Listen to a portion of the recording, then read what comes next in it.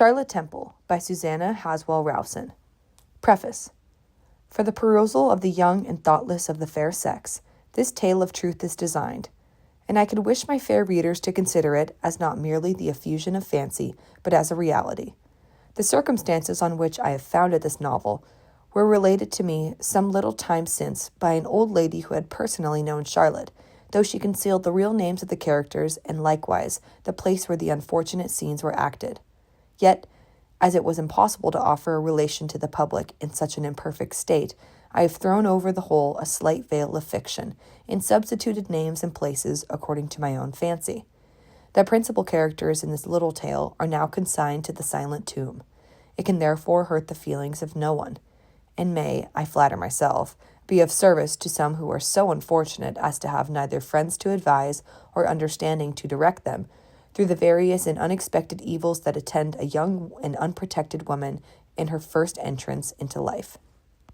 While the tear of compassion still trembled in my eye for the fate of the unhappy Charlotte, "I may have children of my own," said I, "to whom this recital may be of use. And if to your own children," said benevolence, "why not to the many daughters of misfortune who, deprived of natural friends or spoilt by a mistaken education, are thrown on an unfeeling world without the least power to defend themselves from the snares not only of the other sex, but from the more dangerous arts of the profligate of their own." Sensible as I am that a novel writer, at a time when such a variety of works are ushered into the world under that name, stands but a poor chance for fame in the annals of literature, but conscious that I wrote with a mind anxious for the happiness of that sex, whose morals and conduct have so powerful an influence on mankind in general, and convinced that I have not wrote a line that conveys a wrong idea to the head or a corrupt wish to the heart, I shall rest satisfied in the purity of my own intentions, and if I merit not applause, I feel that I dread not censure. If the following tale should save one hapless fair one from the errors which ruined poor Charlotte, or rescue from impending misery the heart of one anxious parent, I shall feel a much higher gratification in reflecting on this trifling performance than could possibly result from the applause, which might attend the most elegant finished piece of literature, whose tendency might deprave the heart or mislead the understanding. Volume 1, Chapter 1, A Boarding School. "Are you for a walk?" said Montraville to his companion, as they arose from table. "Are you for a walk, or shall we order the chaise and proceed to Portsmouth?" Belcourt preferred the former, and they sauntered out to view the town, and to make remarks on the inhabitants as they returned from church. Montraville was a lieutenant in the army. Belcourt was his brother officer. They had been to take leave of their friends previous to their departure for America, and were now returning to Portsmouth, where the troops waited orders for embarkation. They had stopped at Chichester to dine, and knowing they had sufficient time to reach the place of destination before dark, and yet allow them a walk, and had resolved, it being Sunday afternoon, to take a survey of the Chichester ladies as they returned from their devotions. They had gratified their curiosity and were preparing to return to the inn without honoring any of the bells with particular notice, when Madame Dupont, at the head of her school, descended from the church. Such an assemblage of youth and innocence naturally attracted the young soldiers. They stopped and, as the little cavalcade passed, almost involuntarily pulled off their hats. A tall, elegant girl looked at Montraville and blushed. He instantly recollected the features of Charlotte Temple, whom he had once seen and danced with at a ball at Portsmouth. At that time he thought on her only as a very lovely child, she being then only 13. But the improvement 2 years had made in her person, and the blush of recollection which suffused her cheeks as she passed, awakened in his bosom new and pleasing ideas. Vanity led him to think that pleasure at again beholding him might have occasioned the emotion he had witnessed, and the same vanity led him to wish to see her again. "She is the sweetest girl in the world," said he, as he entered the inn. Belcourt stared. "Did you not notice her?" continued Montraville.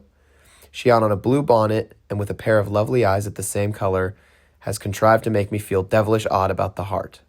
"Foh," said Belcourt, "a musket ball from our friends, the Americans, may in less than 2 months make you feel worse."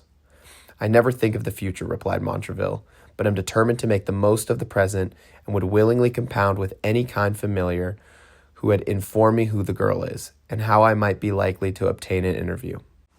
But no kind familiar at the time appearing, and the chaise which they had ordered driving up to the door, Montraville and his companion were obliged to take leave of Chichester and its fair inhabitant and proceed on their journey.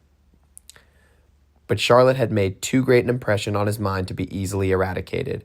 Having therefore spent 3 whole days in thinking on her and in endeavoring to form some plan for seeing her, he determined to set off for Chichester and trust to chance either to favor or frustrate his designs.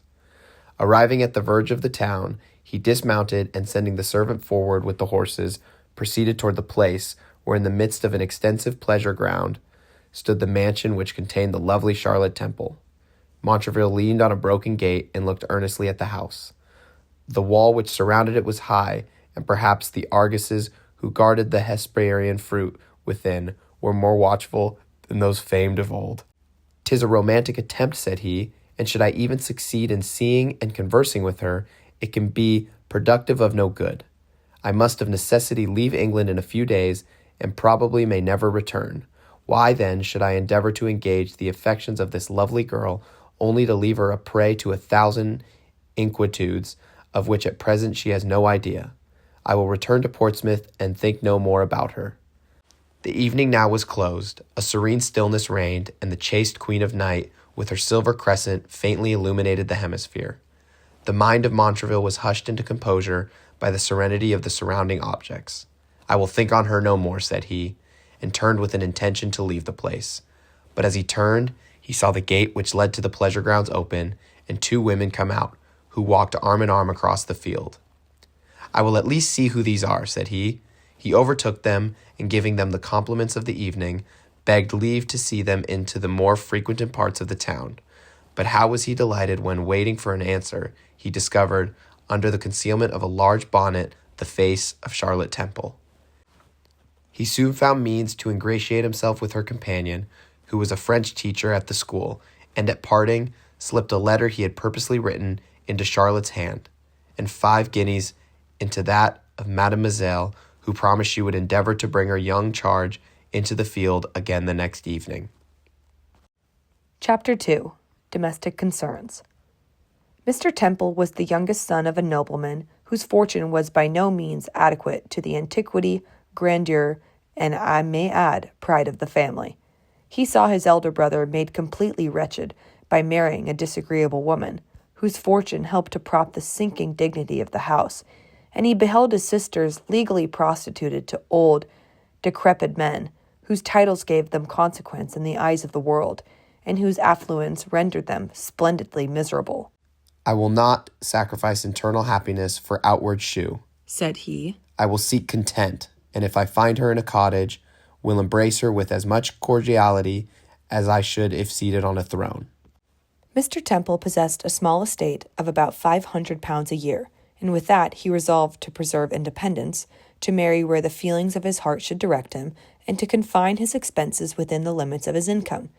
He had a heart open to every generous feeling of humanity, and a hand ready to dispense to those who wanted part of the blessings he enjoyed himself. As he was universally known to be the friend of the unfortunate, his advice and bounty was frequently solicited, nor was it seldom that he sought out indigent merit, and raised it from obscurity, confining his own expenses within a very narrow compass. "You are a benevolent fellow," said a young officer to him one day, "and I have a great mind to give you a fine subject to exercise the goodness of your heart upon. You cannot oblige me more," said Temple, "than to point out any way by which I can be serviceable to my fellow creatures." "Come along, then," said the young man. "We will go and visit a man who is not in so good a lodging as he deserves, and were it not that he has an angel with him who comforts and supports him, he must long since have sunk under his misfortunes." The young man's heart was too full to proceed, and Temple, unwilling to irritate his feelings by making further enquiries, followed him in silence till they arrived at the Fleet prison. The officer inquired for Captain Eldridge. A person led them up several pair of dirty stairs, and pointing to a door which led to a miserable, small apartment, said that was the captain's room, and retired. The officer, whose name was Blakeney, tapped at the door, and was bid to enter by a voice melodiously soft. He opened the door and discovered to Temple a scene which riveted him to the spot with astonishment. The apartment, though small and bearing strong marks of poverty, was neat in the extreme. In an armchair, His head reclined upon his hand, his eyes fixed on a book which lay open before him, sat an aged man in a lieutenant's uniform, which, though threadbare, would sooner call a blush of shame into the face of those who could neglect real merit than cause the hectic of confusion to glow on the cheeks of him who wore it. Beside him sat a lovely creature busied in painting a fan mount. She was fair as the lily, but sorrow had nipped the rose in her cheek before it was half blown. Her eyes were blue, and her hair, which was light brown, was slightly confined under a plain muslin cap, tied round with a black ribbon. A white linen gown and plain lawn handkerchief composed the remainder of her dress. And in this simple attire, she was more irresistibly charming to such a heart as Temple's than she would have been if adorned with all the splendor of a courtly belle. When they entered, the old man arose from his seat, and shaking Blakeney by the hand with great cordiality, offered Temple his chair, and there being but 3 in the room, seated himself on the side of his little bed with evident composure. "This is a strange place," said he to Temple, "to receive visitors of distinction in, but we must fit our feelings to our station. While I am not ashamed to own the cause which brought me here, why should I blush at my situation? Our misfortunes are not our faults, and were it not for that poor girl." Here the philosopher was lost in the father.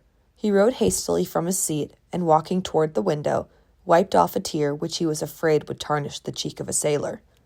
Temple cast his eye on Miss Eldridge. A pellucid drop had stolen from her eyes, and fallen upon a rose she was painting. It blotted and discolored the flower. "'Tis emblematic," said he mentally. "The rose of youth and health soon fades when watered by the tear of affliction.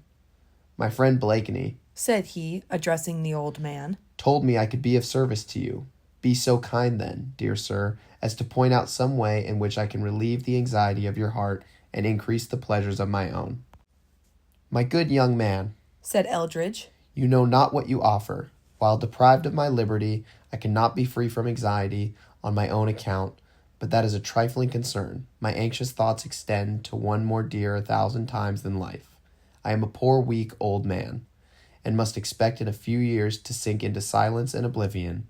But when I am gone, who will protect that fair bud of innocence from the blasts of adversity or from the cruel hand of insult and dishonor?" "Oh, my father!" cried Miss Eldridge, tenderly taking his hand. "Be not anxious on that account, for daily are my prayers offered to heaven that our lives may terminate at the same instant, and one grave receive us both. For why should I live when deprived of my only friend?" Temple was moved even to tears. "You will both live many years," said he, "and I hope see much happiness.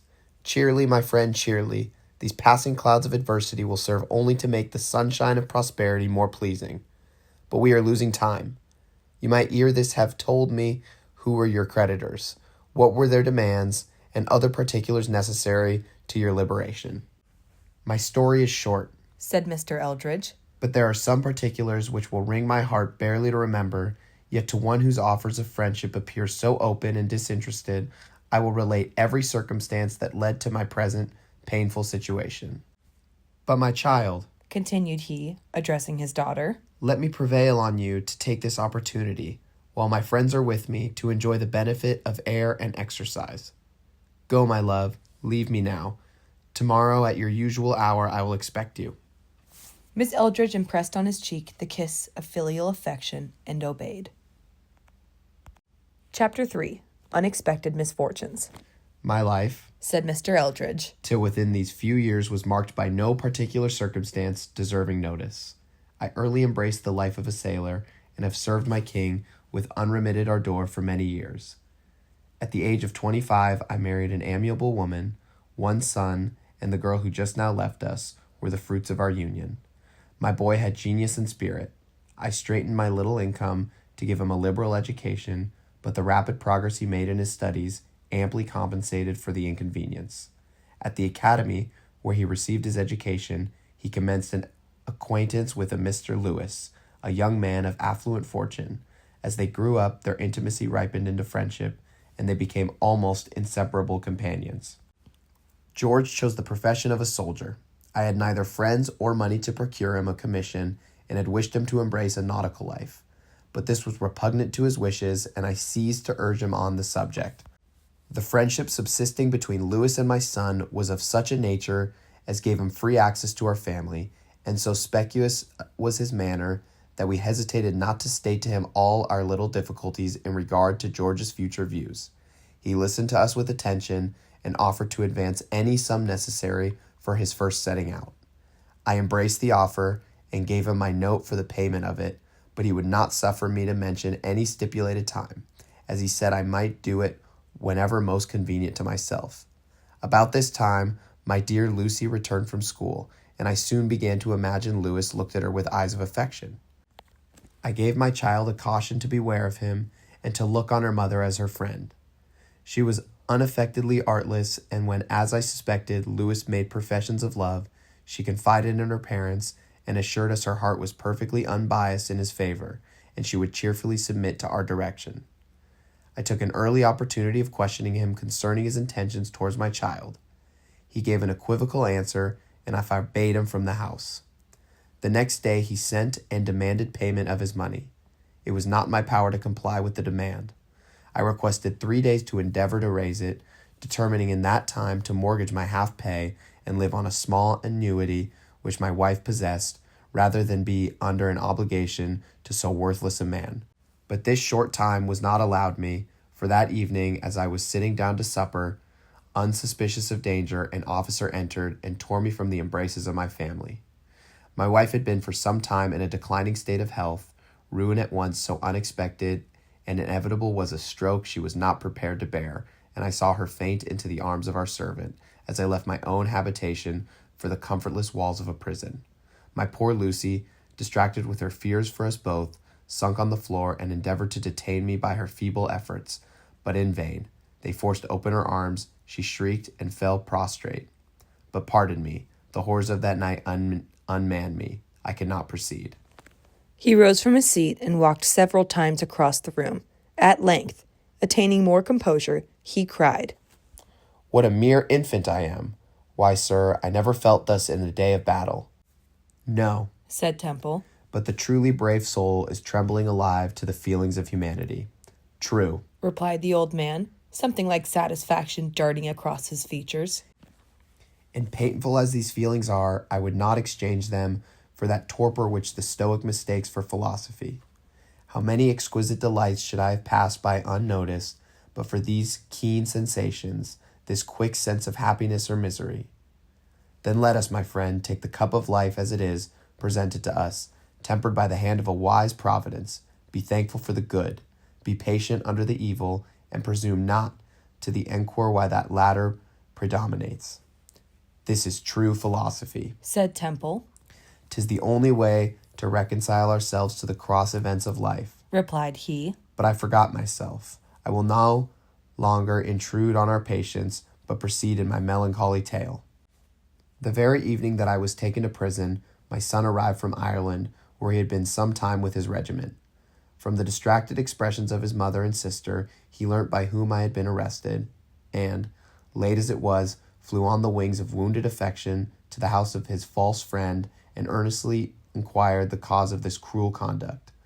With all the calmness of a cool, deliberate villain, he avowed his passion for Lucy, declared her situation in life would not permit him to marry her, but offered to release me immediately and make any settlement on her if George would persuade her to live, as he impiously termed it, a life of honor. Fired at the insult offered to a man and a soldier, my boy struck the villain, and challenge ensued. He then went to a coffee-house in the neighborhood and wrote a long, affectionate letter to me, blaming himself severely for having introduced Louis into the family, or permitted him to confer an obligation which had brought inevitable ruin on us all.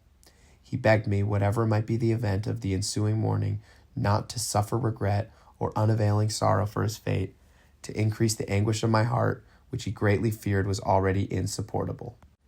This letter was delivered to me early in the morning. It would be vain to attempt describing my feelings on the perusal of it. Suffice it to say that a merciful providence interposed, and I was for 3 weeks insensible to miseries almost beyond the strength of human nature to support. A fever and strong delirium seized me, and my life was despaired of it. At length, nature, overpowered with fatigue, gave way to the salutary power of rest, and a quiet slumber of some hours restored me to reason, though the extreme weakness of my frame prevented my feeling my distress so acutely as I otherwise should. The first object that struck me on awakening was Lucy sitting by my bedside. Her pale countenance and stable dress prevented my enquiries for poor George, for the letter I had received from him was the first thing that occurred to my memory. By degrees the rest returned. I recollected being arrested, but could no ways account for being in his apartment, whither they had conveyed me during my illness. I was so weak as to be almost unable to speak. I pressed Lucy's hand and looked earnestly round the apartment in search of another dear object. "Where is your mother?" said I, faintly. The poor girl could not answer. She shook her head in expressive silence, and throwing herself on the bed, folded her arms about me and burst into tears. "What? Both gone?" said I. "Both," she replied, endeavoring to restrain her emotions, "but they are happy, no doubt." Here Mr. Eldridge paused. The recollection of the scene was too painful to permit him to proceed. Chapter 4. Change of Fortune. "It was some days," continued Mr. Eldridge, recovering himself, "before I could venture to inquire the particulars of what had happened during my illness. At length I assumed courage to ask my dear girl how long her mother and brother had been dead.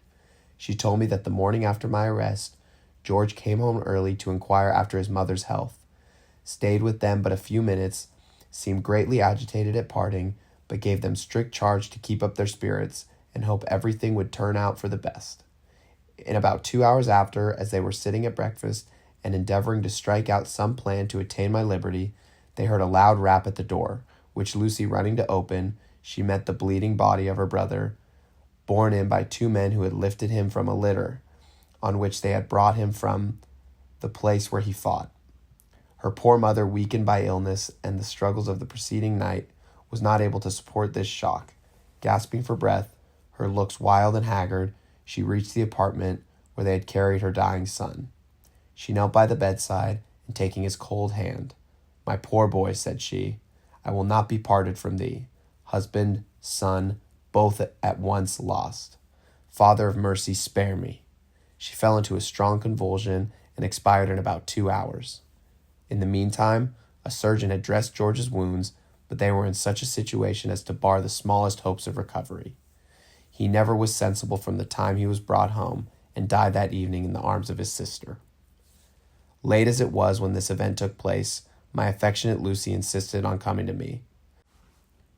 "What must he feel," said she, "at our apparent neglect, and how shall I inform him of this affliction with which it has pleased Heaven to visit us?"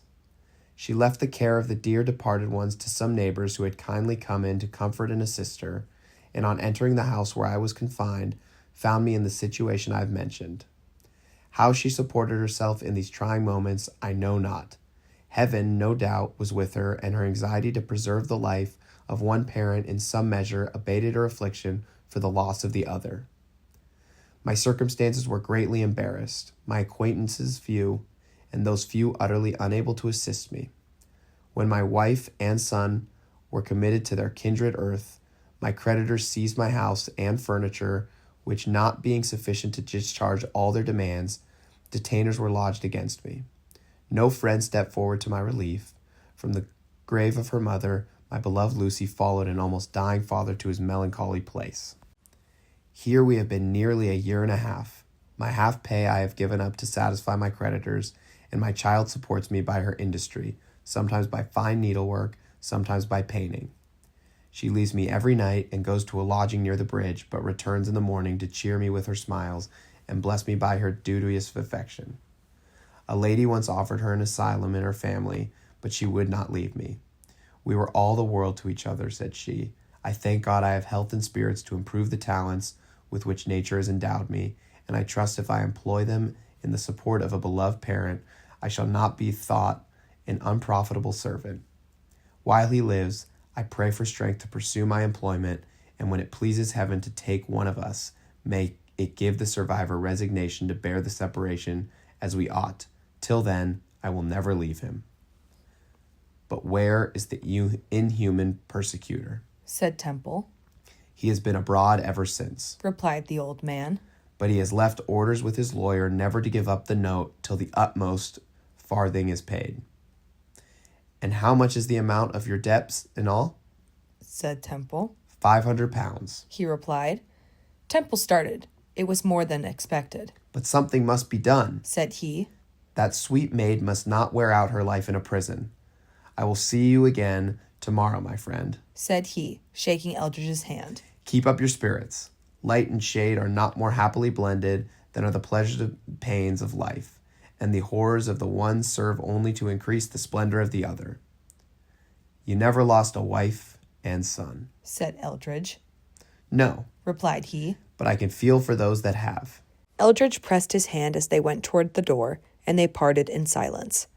When they got without the walls of the prison, Temple thanked his friend Blakeney for introducing him to so worthy a character and telling him he had a particular engagement in the city and wished him a good evening. And what is to be done for this distressed man? Said Temple as he walked up Ludgate Hill. Would to heaven I had a fortune that would enable me instantly to discharge his debt.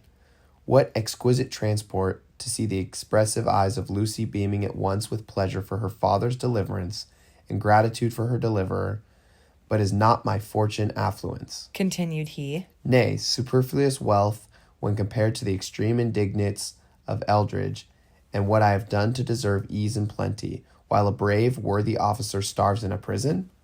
300 a year is surely sufficient for all my wants and wishes. At any rate, Eldridge must be relieved. When the heart has will, the hands can soon find means to execute a good action. Temple was a young man, his feelings warm and impetuous, unacquainted with the world. His heart had not been rendered callous by being convinced of its fraud and hypocrisy. He pitied their sufferings, overlooked their faults, thought every bosom as generous as his own, and would cheerfully have divided his last guinea with an unfortunate fellow creature. No wonder, then, that such a man, without waiting a moment for the interference of Madame Prudence, should resolve to raise money sufficient for the relief of Eldridge by mortgaging part of his fortune. We will not inquire too minutely into the cause which might actuate him in this instance. Suffice it to say, he immediately put the plan in execution, and in 3 days from the time he first saw the unfortunate lieutenant, he had the superlative felicity of seeing him at liberty, and receiving an ample award in the tearful eye and half-articulated thanks of the grateful Lucy. And pray, young man, said his father to him one morning, what are your designs in visiting thus constantly that old man and his daughter? Temple was at a loss for a reply. He had never asked himself the question. He hesitated, and his father continued. It was not till within these few days that I had heard in what manner your acquaintance first commenced, and could not suppose anything but attachment to the daughter could carry you such imprudent lengths for the father. It certainly must be her art that drew you in to mortgage part of your fortune. Art, sir, cried Temple eagerly. Lucy Eldridge is as free from art as she is from every other error. She is everything that is amiable and lovely, said his father, interrupting him ironically. No doubt in your opinion she is a pattern of excellence for all her sex to follow. But come, sir, pray, tell me what your designs towards this paragon. I hope you do not intend to complete your folly by marrying her. Where my fortune, such as would support her according to her merit, I don't know a woman more formed to ensure happiness in the married state. Then prithee, my dear lad, said his father, since your rank and fortune are so much beneath what your princess might expect, be so kind as to turn your eyes on Miss Weatherby, who, having only an estate of 3,000 a year, is more upon a level with you, and whose father yesterday solicited the mighty honor of your alliance. I shall leave you to consider on this offer, and pray remember that your union with Miss Weatherby will put it in your power to be more liberally the friend of Lucy Eldridge. The old gentleman walked in a stately manner out of the room, and Temple stood almost petrified with astonishment, contempt, and rage. Chapter 5. Such Things Are. Miss Weatherby was the only child of a wealthy man, almost idolized by her parents, flattered by her dependents, and never contradicted, even by those who called themselves her friends.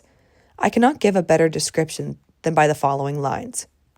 The lovely maid whose form and face nature has decked with every grace, but in whose breast no virtues glow, whose heart ne'er felt another's woe, whose hand ne'er smoothed the bed of pain, or eased the captive's galling chain, but like the tulip caught the eye, born just to be admired and die. When gone, no one regrets its loss, or scarce remembers that it was. Such was Miss Weatherby, her form lovely as nature could make it, but her mind uncultivated, her heart unfeeling, her passions impetuous, and her brain almost turned with flattery, dissipation, and pleasure. And such was the girl, whom a partial grandfather left independent mistress of the fortune before mentioned. She had seen Temple frequently, and fancying she could never be happy without him, nor once imagining he could refuse a girl of her beauty and fortune, she prevailed on her fond father to offer the alliance of the old Earl of D., Mr. Temple's father. The Earl had received the offer courteously. He thought it was a great match for Henry, and was too fashionable a man to suppose a wife could be any impediment to the friendship he professed for Eldridge and his daughter. Unfortunately for Temple, he thought quite otherwise. The conversation he had just had with his father discovered to him the situation of his heart, and he found that the most affluent fortune would bring no increase of happiness unless Lucy Eldridge shared it with him, and the knowledge of the purity of her sentiments and the integrity of his own heart made him shudder at the idea his father had started, of marrying a woman for no other reason than because the affluence of her fortune would enable him to injure her by maintaining in splendor the woman to whom his heart was devoted. He therefore resolved to refuse Miss Weatherby, and be the event what it might, offer his heart and hand to Lucy Eldridge. Full of this determination, he fought his father, declared his resolution, and was commanded never more to appear in his presence. Temple bowed. His heart was too full to permit him to speak. He left the house precipitately, and hastened to relate the cause of his sorrows to his good old friend and amiable daughter. In the meantime, the Earl, vexed to the soul that such a fortune should be lost, determined to offer himself a candidate for Miss Weatherby's favor. What wonderful changes are wrought by that reigning power, ambition! The lovesick girl, when she first heard of Temple's refusal, wept, raved, tore her hair, and vowed to found a Protestant nunnery with her fortune, and by commencing a Bess, shut herself up from the sight of cruel, ungrateful man forever. Her father was a man of the world. He suffered this first transport to subside, and then very deliberately unfolded to her the offers of the old Earl, expatiated on the many benefits arising from an elevated title, painted in glowing colors the surprise and vexation of Temple when he should see her figuring as a countess and his mother-in-law, and begged her to consider well before she made any rash vows. The distressed fair one dried her tears, listened patiently, and at length declared she believed the surest method to revenge the sight put on her by the son would be to accept the father. So said, so done, and in a few days she became the Countess D.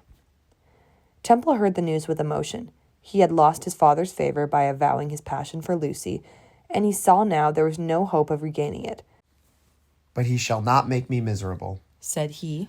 "Lucy and I have no ambitious notions. We can live on 300 a year for some little time, till the mortgage is paid off, and then we shall have sufficient not only for the comforts, but many of the little elegancies of life. We will purchase a little cottage, my Lucy," said he, "and thither with your reverend father we will retire. We will forget there are such things as splendor, profusion, and dissipation. We will have some cows, and you shall be queen of the dairy in a morning while I look after my garden. You shall take a basket on your arm and sally forth to feed your poultry, and as they flutter around in you a token of humble gratitude, your father shall smoke his pipe in a woodbine alcove, and viewing the serenity of your countenance, feel such real pleasure dilate his own heart, as shall make him forget he had ever been unhappy." Lucy smiled, and Temple saw it was a smile of approbation. He sought and found a cottage suited to his taste. Thither, attended by Love and Hymen, the happy trio retired, where, during many years of uninterrupted felicity, they cast not a wish beyond the little boundaries of their own tenement. Plenty and her handmaid Prudence presided at their board. Hospitality stood at their gate. Peace smiled on each face. Content reigned in each heart, and love and health strewed roses on their pillows. Such were the parents of Charlotte Temple, who was the only pledge of their mutual love, and who, at the earnest entreaty of a particular friend, was permitted to finish the education her mother had begun at Madame Dupin's school, where we first introduced her to the acquaintance of the reader.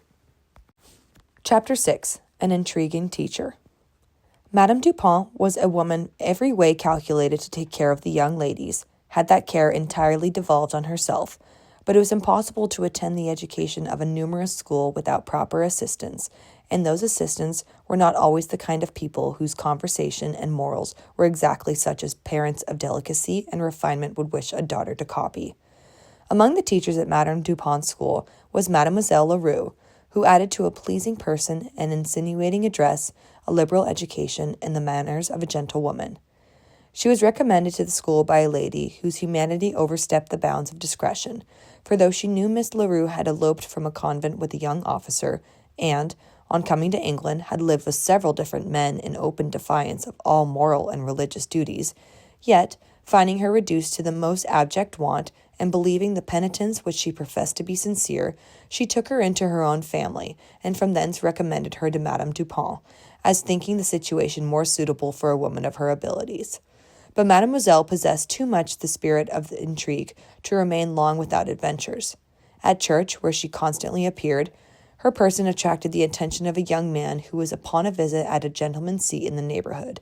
She had met him several times clandestinely, and being invited to come out that evening and eat some fruit and pastry in a summer house belonging to the gentleman he was visiting, and requested to bring some of the ladies with her, Charlotte being her favorite, was fixed on to accompany her.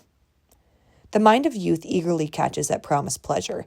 Pure and innocent by nature, it thinks not of the dangers lurking beneath those pleasures, till too late to avoid them. When Mademoiselle asked Charlotte to go with her, she mentioned the gentleman as a relation, and spoke in such high terms of the elegance of his gardens, the sprightliness of his conversation, and the liberality with which he ever entertained his guests, that Charlotte thought only of the pleasure she should enjoy in the visit, not on the imprudence of going without her governess's knowledge, or of the danger to which she exposed herself in visiting the house of a gay young man of fashion. Madame Dupin was gone for the evening, and the rest of the ladies retired to rest, when Charlotte and the teacher stole out the back gate, and in crossing the field, were accosted by Montraville, as mentioned in the first chapter.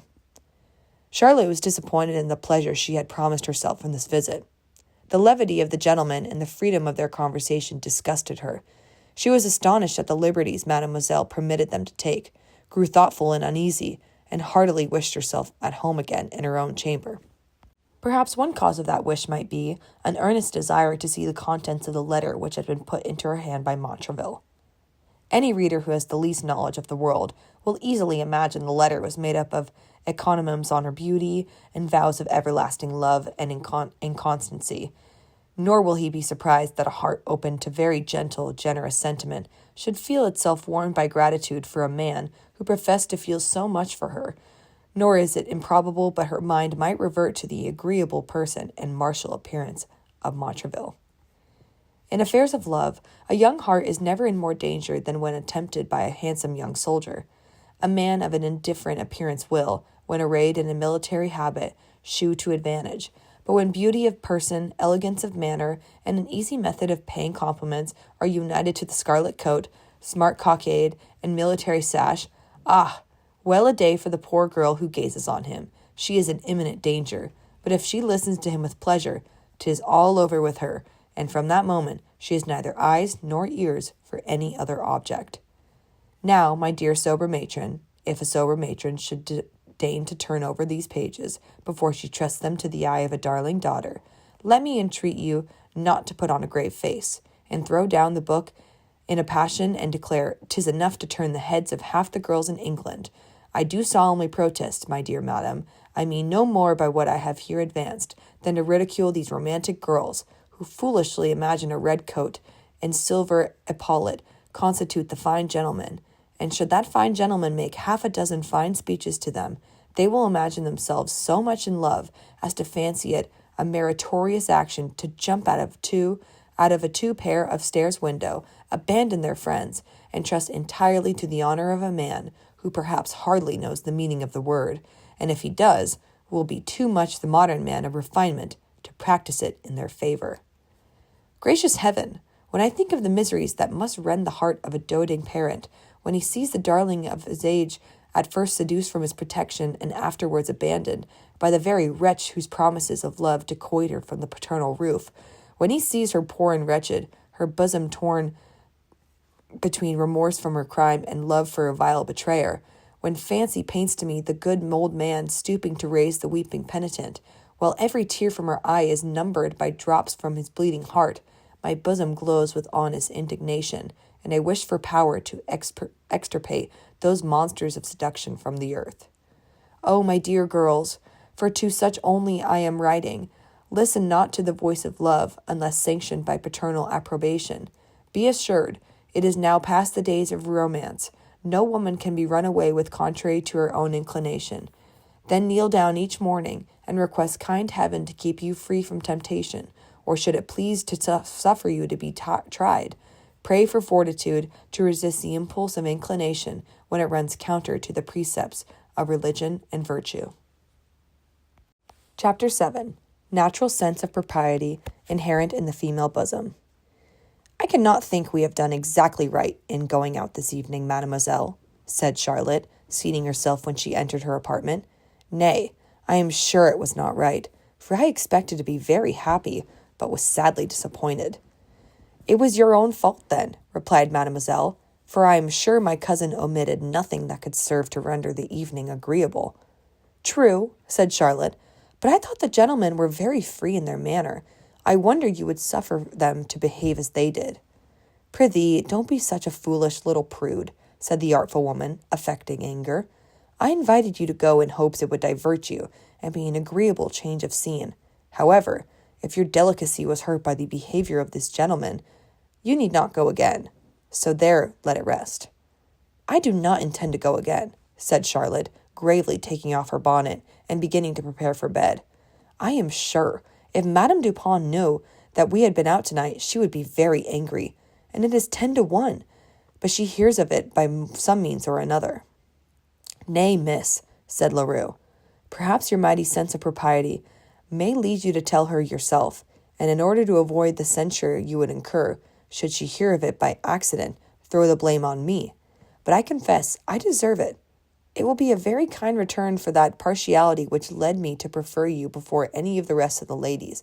But perhaps it will give you pleasure, continued she, letting fall some hypocritical tears, to see me deprived of bread, and for an action which by the most rigid could only be esteemed an inadvertency, lose my place and character, and be driven again into the world, where I have already suffered all the evils attendant on poverty. This was touching Charlotte in the most vulnerable part. She rose from her seat, and taking mademoiselle's hand, You know, my dear Leroux, said she, I love you too well to do anything that would injure you in my governess' opinion. I am only sorry we went out this evening. I don't believe it, Charlotte, said she, assuming a little vivacity, for if you had not gone out, you would not have seen the gentleman who met us crossing the field, and I rather think you were pleased with this conversation. I have seen him once before, replied Charlotte, and thought him an agreeable man. And you know one is always pleased to see a person with whom one has passed several cheerful hours. But, said she, pausing and drawing the letter from her pocket, while a gentle suffusion of vermilion tingled her neck and face, he gave me this letter. What shall I do with it? Read it, to be sure, returned mademoiselle. I am afraid I ought not, said Charlotte. My mother has often told me I should never read a letter given to me by a young man without first giving it to her. Lord bless you, my dear girl, cried the teacher, smiling. Have you a mind to be in leading strings all your lifetime? Prithee, open the letter, read it, and judge for yourself.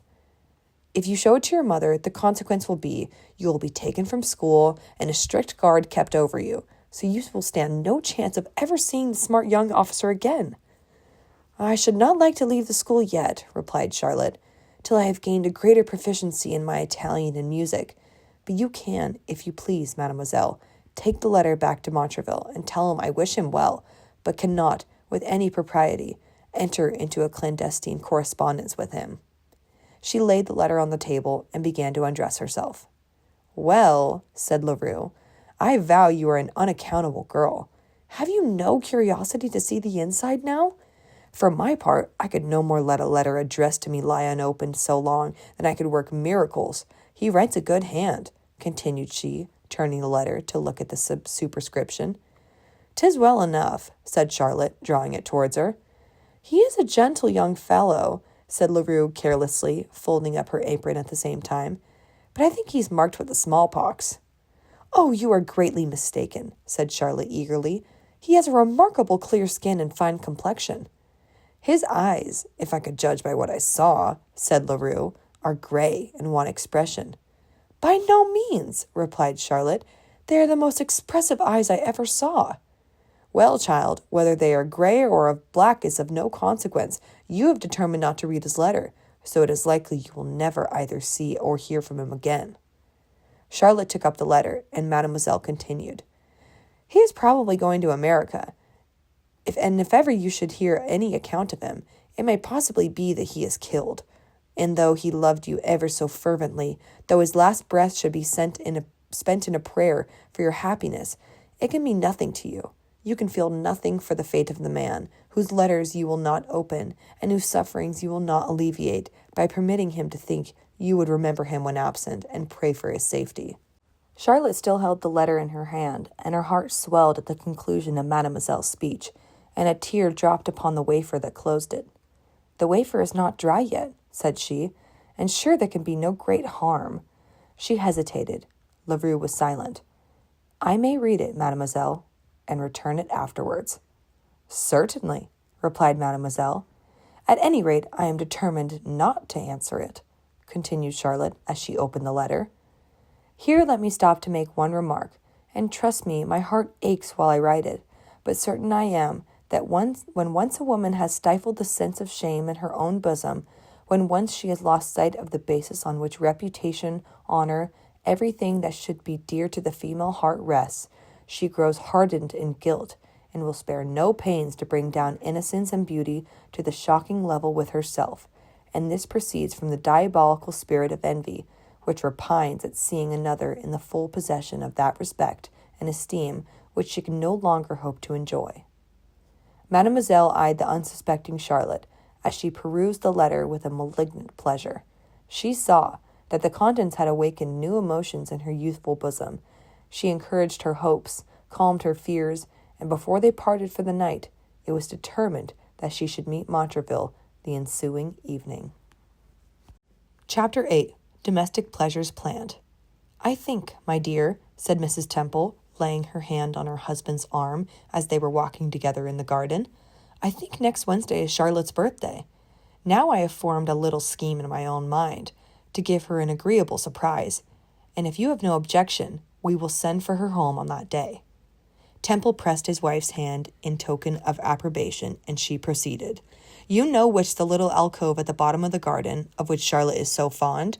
I have an inclination to deck this out in a fanciful manner, and invite all her little friends to partake in a collation of fruit, sweetmeats, and other things suitable to the general taste of young guests. And to make it more pleasing to Charlotte, she shall be mistress of the feast, and entertain her visitors in this alcove. I know she will be delighted, and to complete all, they shall have some music, and finish with a dance." "A very fine plan indeed," said Temple, smiling. "And you really suppose I will wink at your indulging the girl in this manner? You will quite spoil her, Lucy, indeed you will." "She is the only child we have," said Mrs. Temple, the whole tenderness of a mother adding animation to their fine countenance, but it was withal tempered so sweetly with the meek affection and submissive duty of the wife, that as she paused expecting her husband's answer, he gazed at her tenderly, and found he was unable to refuse her request. "She is a good girl," said Temple. "She is indeed," replied the fond mother exultingly, "a grateful, affectionate girl, and I am sure will never lose sight of the duty she owes her parents." "If she does," says he, "she must forget the example set her by the best of mothers." Mrs. Temple could not reply, but the delightful sensation that dilated her heart sparked in her intelligent eyes and heightened the vermilion on her cheeks. Of all the pleasures of which the human mind is sensible, there is none equal to that which warms and expands the bosom, when listening to commendations bestowed on us by a beloved object, and are conscious of having deserved them. Ye giddy flutters in the fantastic round of dissipation, who eagerly seek pleasure in the lofty dome, rich treat, and midnight revel, tell me, ye thoughtfulness daughters of folly, have ye ever found the phantom you have so long found with such unremitted assiduity? As she had not always eluded your grasp, and when you have reached your hand to take the cup, she extends to her deluded votaries. Have you not found the long-expected draught strongly tinctured with the bitter dregs of disappointment? I know you have. I see in the wan cheek, sunk eye, an air of chagrin, which ever marked the children of dissipation. Pleasure is a vain illusion. She draws you on to 1,000 follies, errors, and I may say vices, and then leaves you to deplore your thoughtless credulity. Look, my dear friends, at yonder lovely virgin, arrayed in a white robe devoid of ornament. Behold the meekness of her countenance, the modesty of her gait. Her handmaids are humility, filial piety, conjugal affection, industry, and benevolence. Her name is Content. She holds in her hand the cup of true felicity, and once you have formed an intimate acquaintance with these her attendants, nay, you must admit them as your bosom friends and chief counselors, then, whatever may be your situation in life, the meek-eyed virgin Whig immediately take up her abode with you. Is poverty your portion? She will lighten your labors, preside at your frugal board, and watch your quiet slumbers. Is your state mediocrity? She will heighten every blessing that you enjoy by informing you how grateful she should be to the bountiful Providence who might have placed you in the most abject situation, and, by teaching you to weigh your blessings against your deserts, show you how much more you receive than you have a right to expect. Are you possessed of affluence? What an inexhaustible fund of happiness will she lay before you, to relieve the distressed, redress the injured, in short, to perform all the good works of peace and mercy. Content, my dear friends, will blunt even the arrows of adversity, so that they cannot materially harm you. She will dwell in the humblest cottage. She will attend you even to a prison. Her parent is religion, her sisters patience and hope. She will pass with you through life, smoothing the rough paths and tread to earth those thorns which everyone must meet with as they journey onward to the appointed goal. She will soften the pains of sickness, continue with you even in the gloomy hour of death, and, cheating you with the smiles of her heaven-born sister, Hope, lead you triumphant to a blissful eternity. I confess I have rambled strangely from my story, but what of that? If I have been so lucky as to find the road to happiness, why should I be as to omit so good an opportunity of pointing out the way to others? The very basis of true peace of mind is a benevolent wish to see all the world as happy as oneself, and from my soul do I pity the selfish churl, who, remembering the little bickerings of anger, envy, and 50 other disagreeables to which frail mortality is subject, would wish to revenge the affront which pride whispers him he has received. For my own part, I can safely declare there is not a human being in the universe whose propriety I should not rejoice in, and to whose happiness I would not contribute to the utmost limit of my power. And may my offenses be no more remembered in that day of general retribution, than as from my soul I forgive every offense or injury received from a fellow creature. Merciful heaven! Who would exchange the rapture of such a reflection for all the gaudy tinsel which the world calls pleasure? But to return. Content dwells in Mrs. Temple's bosom, and spread a charming animation over her countenance, as her husband led her in, to lay the plan she had formed, for the celebration of Charlotte's birthday, before Mr. Eldridge. Chapter 9. We know not what a day may bring forth. Various were the sensations which agitated the mind of Charlotte during the day preceding the evening in which she was to meet Montraville. Several times did she almost resolve to go to her governess, show her the letter, and be guided by her advice. But Charlotte had taken one step in the ways of imprudence, and when that is once done, there are always innumerable obstacles to prevent the erring person returning to the path of rectitude. Yet these obstacles, however, forcible they may appear in general, exist chiefly in imagination. Charlotte feared the anger of her governess. She loved her mother, and the very idea of incurring her displeasure gave her the greatest uneasiness. But there was a more forcible reason still remaining. Should she show the letter to Madame Dupin? She must confess the means by which it came into her possession, and what would be the consequence? Mademoiselle would be turned out of doors. I must not be ungrateful, said she. Leroux is very kind to me. Besides, I can, when I see Montraville, inform him of the impropriety of our continuing to see or correspond with each other, and request him to come no more to Chichester. However prudent Charlotte might be in these resolutions, she certainly did not take a proper method to confirm herself in them. Several times in the course of the day, she indulged herself in reading over the letter, and each time she read it, the contents sunk deeper in her heart. As evening drew near, she caught herself frequently consulting her watch. "I wish this foolish meeting was over," said she, by way of apology to her own heart. "I wish it was over, for when I have seen him, and convinced him my resolution is not to be shaken, I shall feel my mind much easier." The appointed hour arrived. Charlotte and Mademoiselle eluded the eye of vigilance, and Montraville, who had waited their coming with impatience, received them with rapturous and unbounded acknowledgments for their condescension. He had wisely brought Belcour with him to entertain Mademoiselle, while he enjoyed an uninterrupted conversation with Charlotte. Belcour was a man whose character might be comprised in a few words, and as he will make some figure in the ensuing pages, I shall here describe him. He possessed a gentle fortune, and had a liberal education, dissipated, thoughtless, and capricious. He paid little regard to the moral duties, and less to the religious ones. Eager in the pursuit of pleasure, he minded not the miseries he inflicted on others, provided his own wishes, however extravagant, were gratified. Self, darling self, was the idol he worshipped, and to that he would have sacrificed the interest and happiness of all mankind. Such was the friend of Montraville. Will not the reader be ready to imagine that the man who could regard such a character must be actuated by the same feelings, follow the same pursuits, and be equally unworthy with the person to whom he thus gave his confidence? But Montraville was a different character, generous in his disposition, liberal in his opinions, and good-natured almost to a fault, yet eager and impetuous in the pursuit of a favorite object. He staid not to reflect on the consequence which might follow the attainment of his wishes. With a mind ever open to conviction, had he been so fortunate as to possess a friend who would have pointed out the cruelty of endeavoring to gain the heart of an innocent, artless girl, when he knew it was utterly impossible for him to marry her, and when the gratification of his passion would be unavoidable infamy and misery to her, and a cause of never-ceasing remorse to himself. Had these dreadful consequences been placed before him in a proper light, the humanity of his nature would have urged him to give up the pursuit. But Belcour was not his friend. He rather encouraged the growing passion of Montraville, and being pleased with the vivacity of Mademoiselle, resolved to leave no argument untried, which he thought might prevail on her to be the companion of their intended voyage, and he made no doubt but her example, added to the rhetoric of Montraville, would persuade Charlotte to go with them. Charlotte had, when she went out to meet Montraville, flattered herself that her resolution was not to be shaken, and that, conscious of the impropriety of her conduct in having a clandestine intercourse with a stranger, she would never repeat the indiscretion.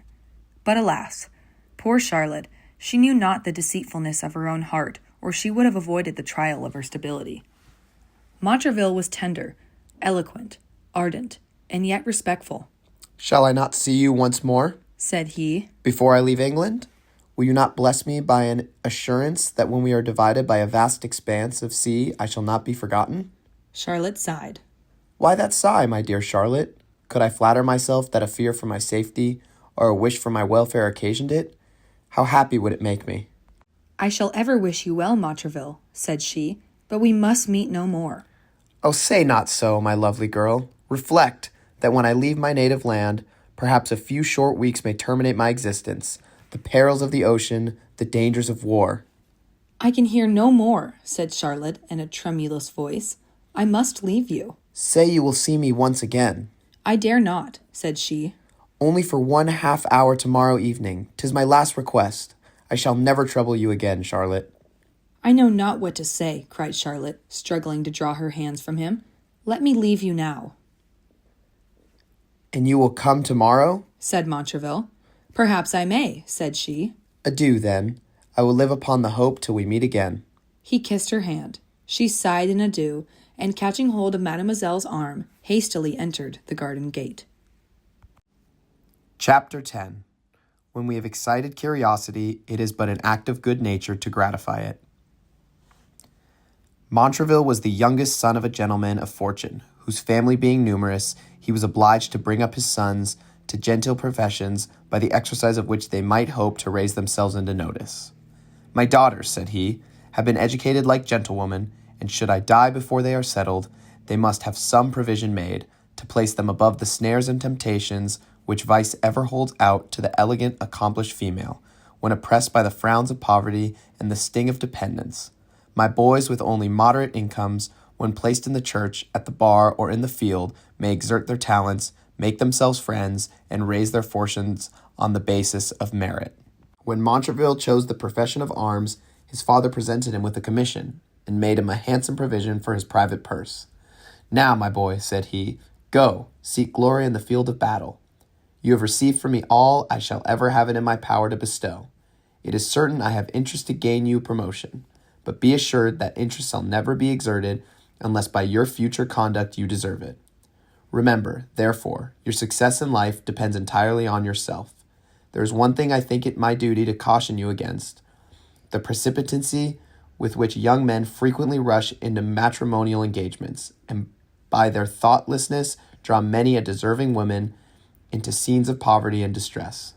A soldier has no business to think of a wife till his rank is such as to place him above the fear of bringing into the world a train of helpless innocents, heirs only to penury and affliction. If indeed a woman whose fortune is sufficient to preserve you in that state of independence, I would teach you to prize, should generously bestow herself on a young soldier, whose chief hope of future prosperity depended on his success in the field. If such a woman should offer, every barrier is removed, and I should rejoice in a union which would promise so much felicity.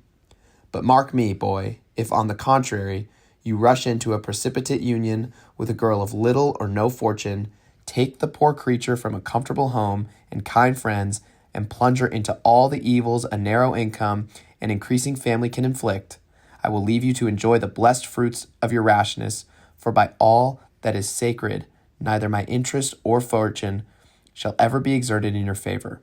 I am serious, continued he. Therefore, imprint this conversation on your memory, and let it influence your future conduct. Your happiness will always be dear to me, and I wish to warn you of a rock on which the peace of many an honest fellow has been wrecked.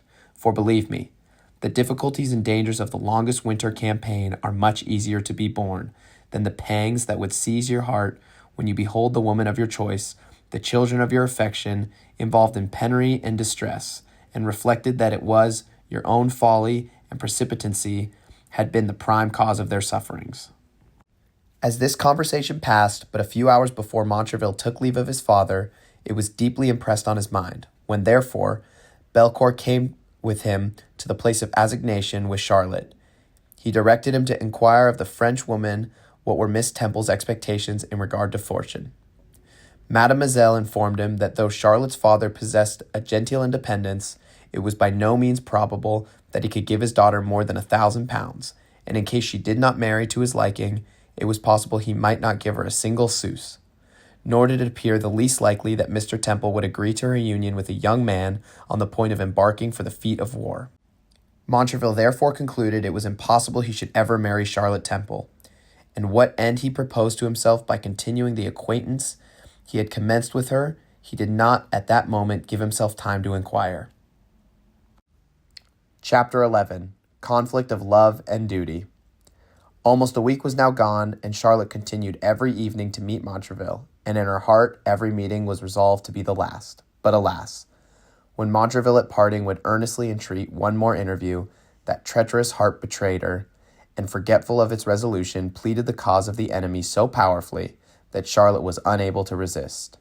Another and another meeting succeeded, and so well did Montraville improve each opportunity that the heedless girl at length confessed no idea could be so painful to her as that of never seeing him again. "Then we will never be parted," said he. "Ah, Montraville," replied Charlotte, forcing a smile. "how can it be avoided? My parents would never consent to our union, and even could they be brought to approve it, how should I bear to be separated from my kind, my beloved mother?" "Then you love your parents more than you do me, Charlotte?" "I hope I do," said she, blushing and looking down. "I hope my affection for them will ever keep me from infringing the laws of filial duty." "Well, Charlotte," said Montraville gravely, and letting go her hand, "since that is the case, I find I have deceived myself with fallacious hopes. I had flattered my fond heart that I was dearer to Charlotte than anything in the world beside. I thought that you would for my sake have braved the dangers of the ocean, that you would by your affection and smiles have softened the hardships of war, and had it been my fate to fall, that your tenderness would cheer the hour of death and smooth my passage to another world. But farewell, Charlotte. I see you never loved me. I shall now welcome the friendly ball that deprives me of the sense of my misery. Oh, stay, unkind Montraville. Cried she, catching hold of his arm as he pretended to leave her. Stay, and to calm your fears, I will here protest that was it not for the fear of giving pain to the best of parents and returning their kindness with ingratitude, I would follow you through every danger, and, in studying to promote your happiness, ensure my own. But I cannot break my mother's heart, Montraville. I must not bring the gray hairs of my doting grandfather with sorrow to the grave, or make my beloved father perhaps curse the hour that gave me birth.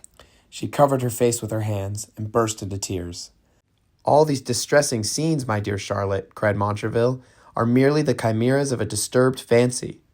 Your parents might perhaps grieve at first, but when they heard from your own hand that you was with a man of honor, and that it was to ensure your felicity by a union with him, to which you feared they would never have given their assent, that you left their protection, they will, be assured, forgive an error with love alone occasioned, and when we return from America, receive you with open arms and tears of joy.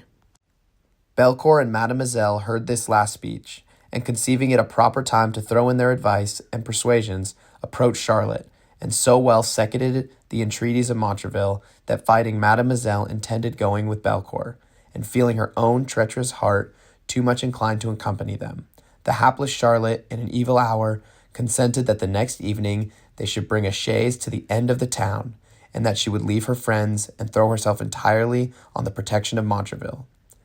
But should you, said she, looking earnestly at him, her eyes full of tears, should you, forgetful of your promises and repenting the engagements you here voluntarily enter into, forsake and leave me on a foreign shore? Judge not so meanly of me, said he. The moment we reach our place of destination, Hymen shall sanctify our love, and when I shall forget your goodness, may heaven forget me. Ah, said Charlotte, leaning on Mademoiselle's arm as they walked up to the garden together.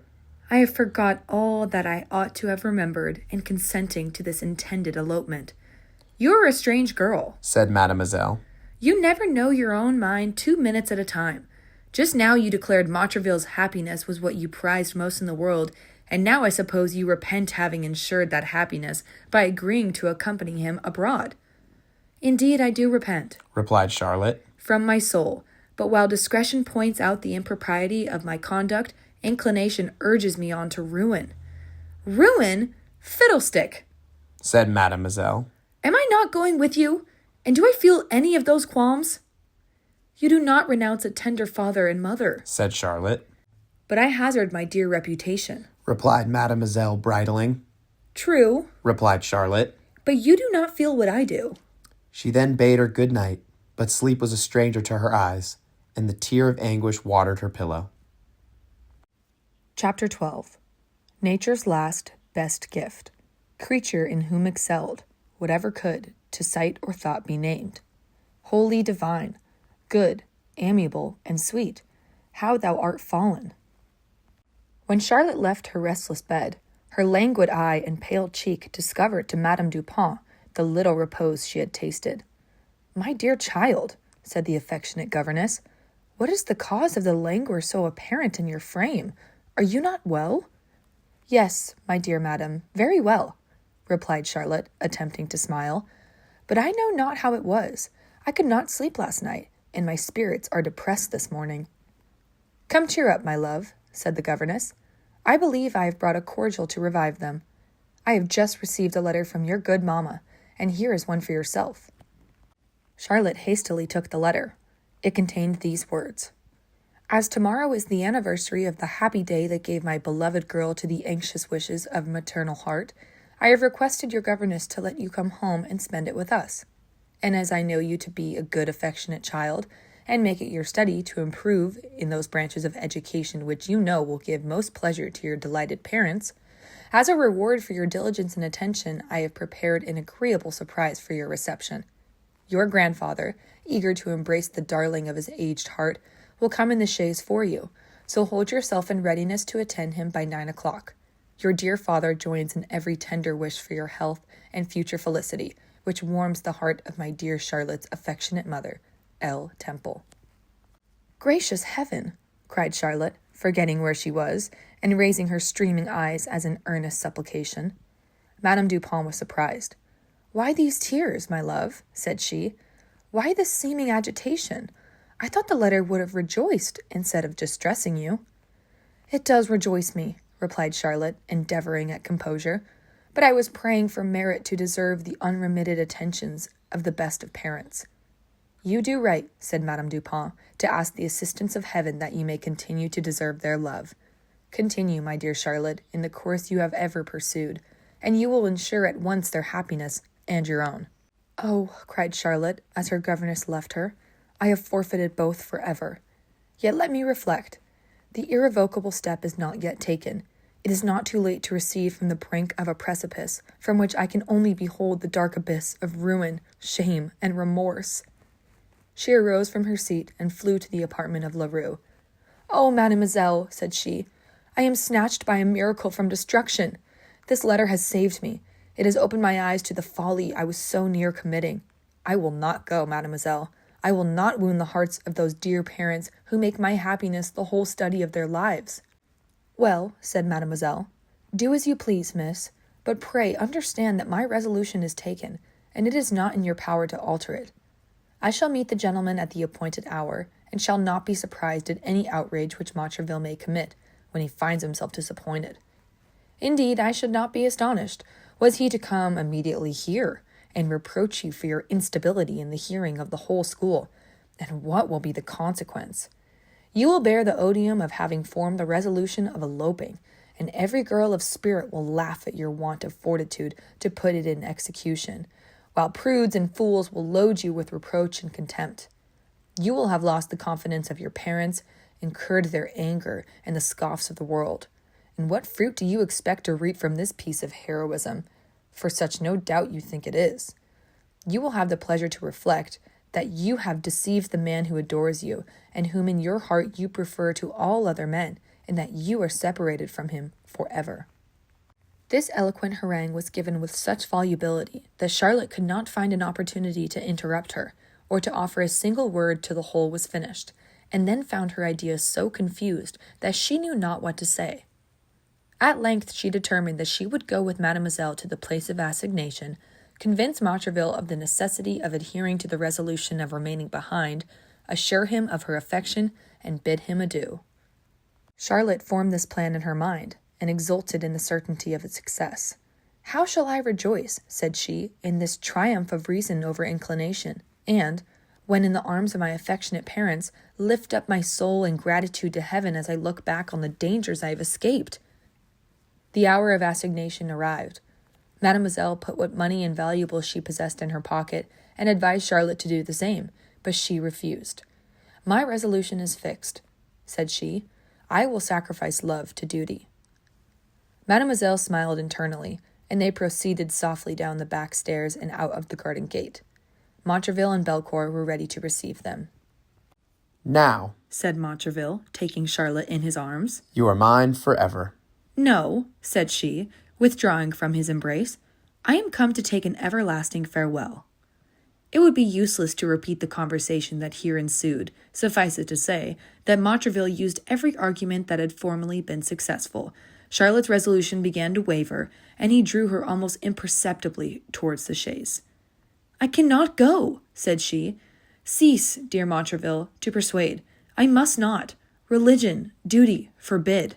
"Cruel Charlotte," said he. "if you disappoint my ardent hopes, by all that is sacred, this hand shall put a period to my existence. I cannot, will not live without you."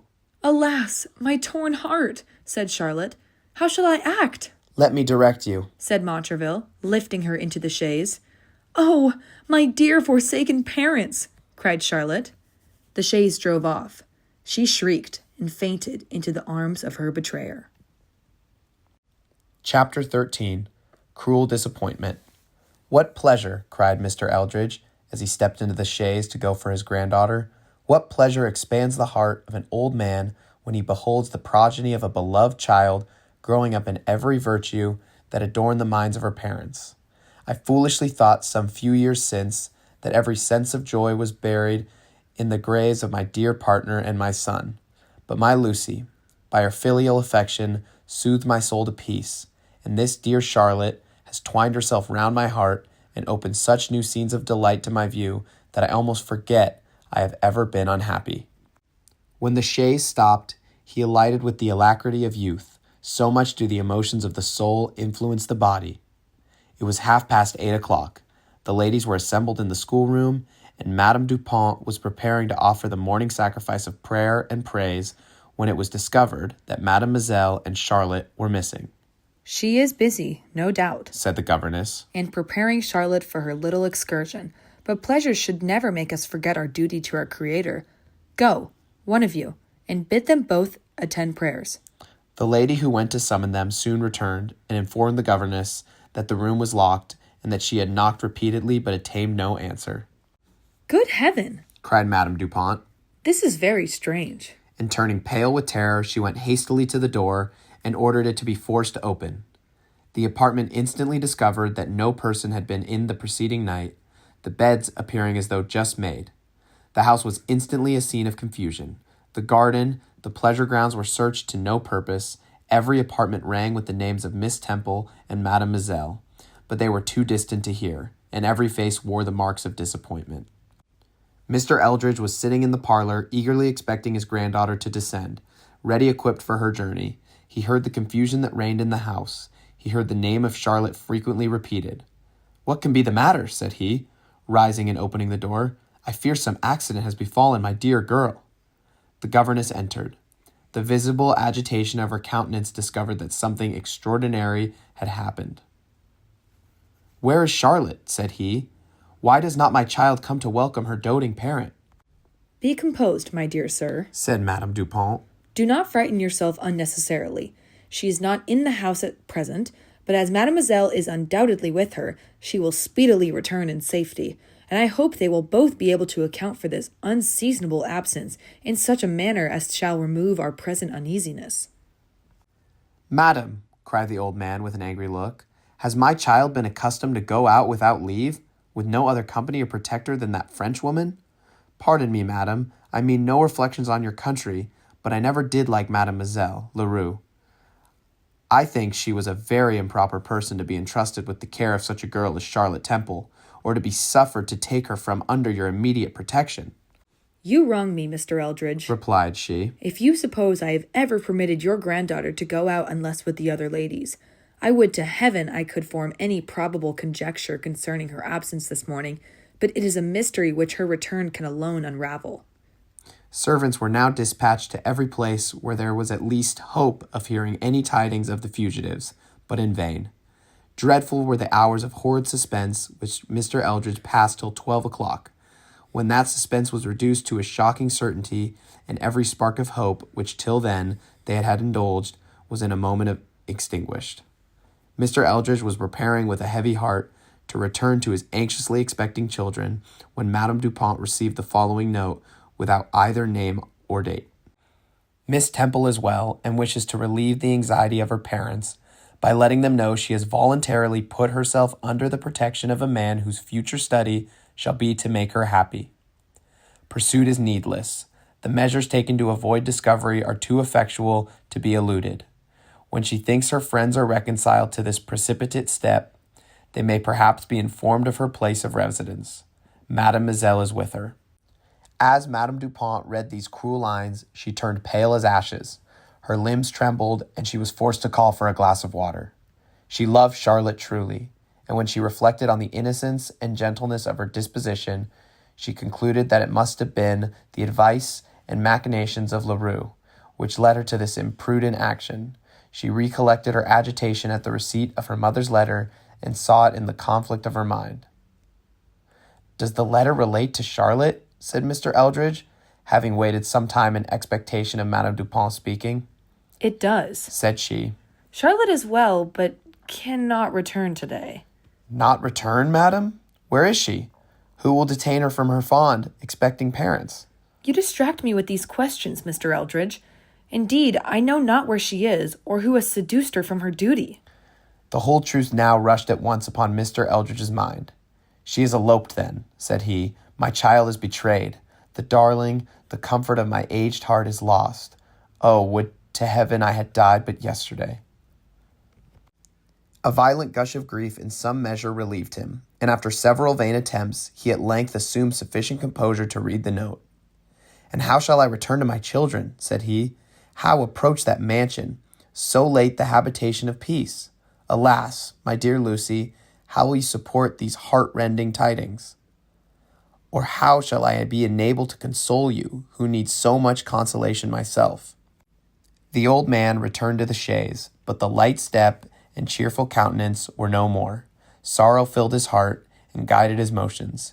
He seated himself in the chaise, his venerable head reclined upon his bosom, his hands were folded, his eyes fixed on vacancy, and the large drops of sorrow rolled silently down his cheeks. There was a mixture of anguish and resignation depicted in his countenance, as if he would say, henceforth, who shall dare to boast his happiness, or even in idea contemplate his treasure, lest, in the very moment his heart is exulting in its own felicity, the object which constitutes that felicity should be torn from him.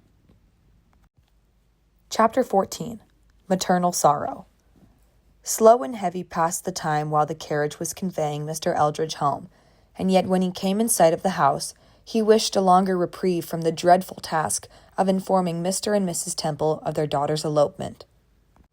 It is easy to judge the anxiety of these affectionate parents when they found the return of their father delayed so much beyond the expected time.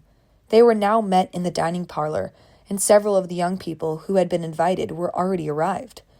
Each different part of the company was employed in the same manner, looking out at the windows which faced the road.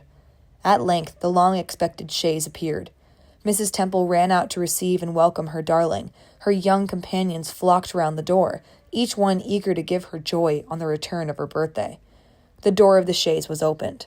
Charlotte was not there. "Where's my child?" cried Mrs. Temple, in breathless agitation. Mr. Eldridge could not answer. He took hold of his daughter's hand and led her into the house, and sinking on the first chair he came to, burst into tears and sobbed aloud.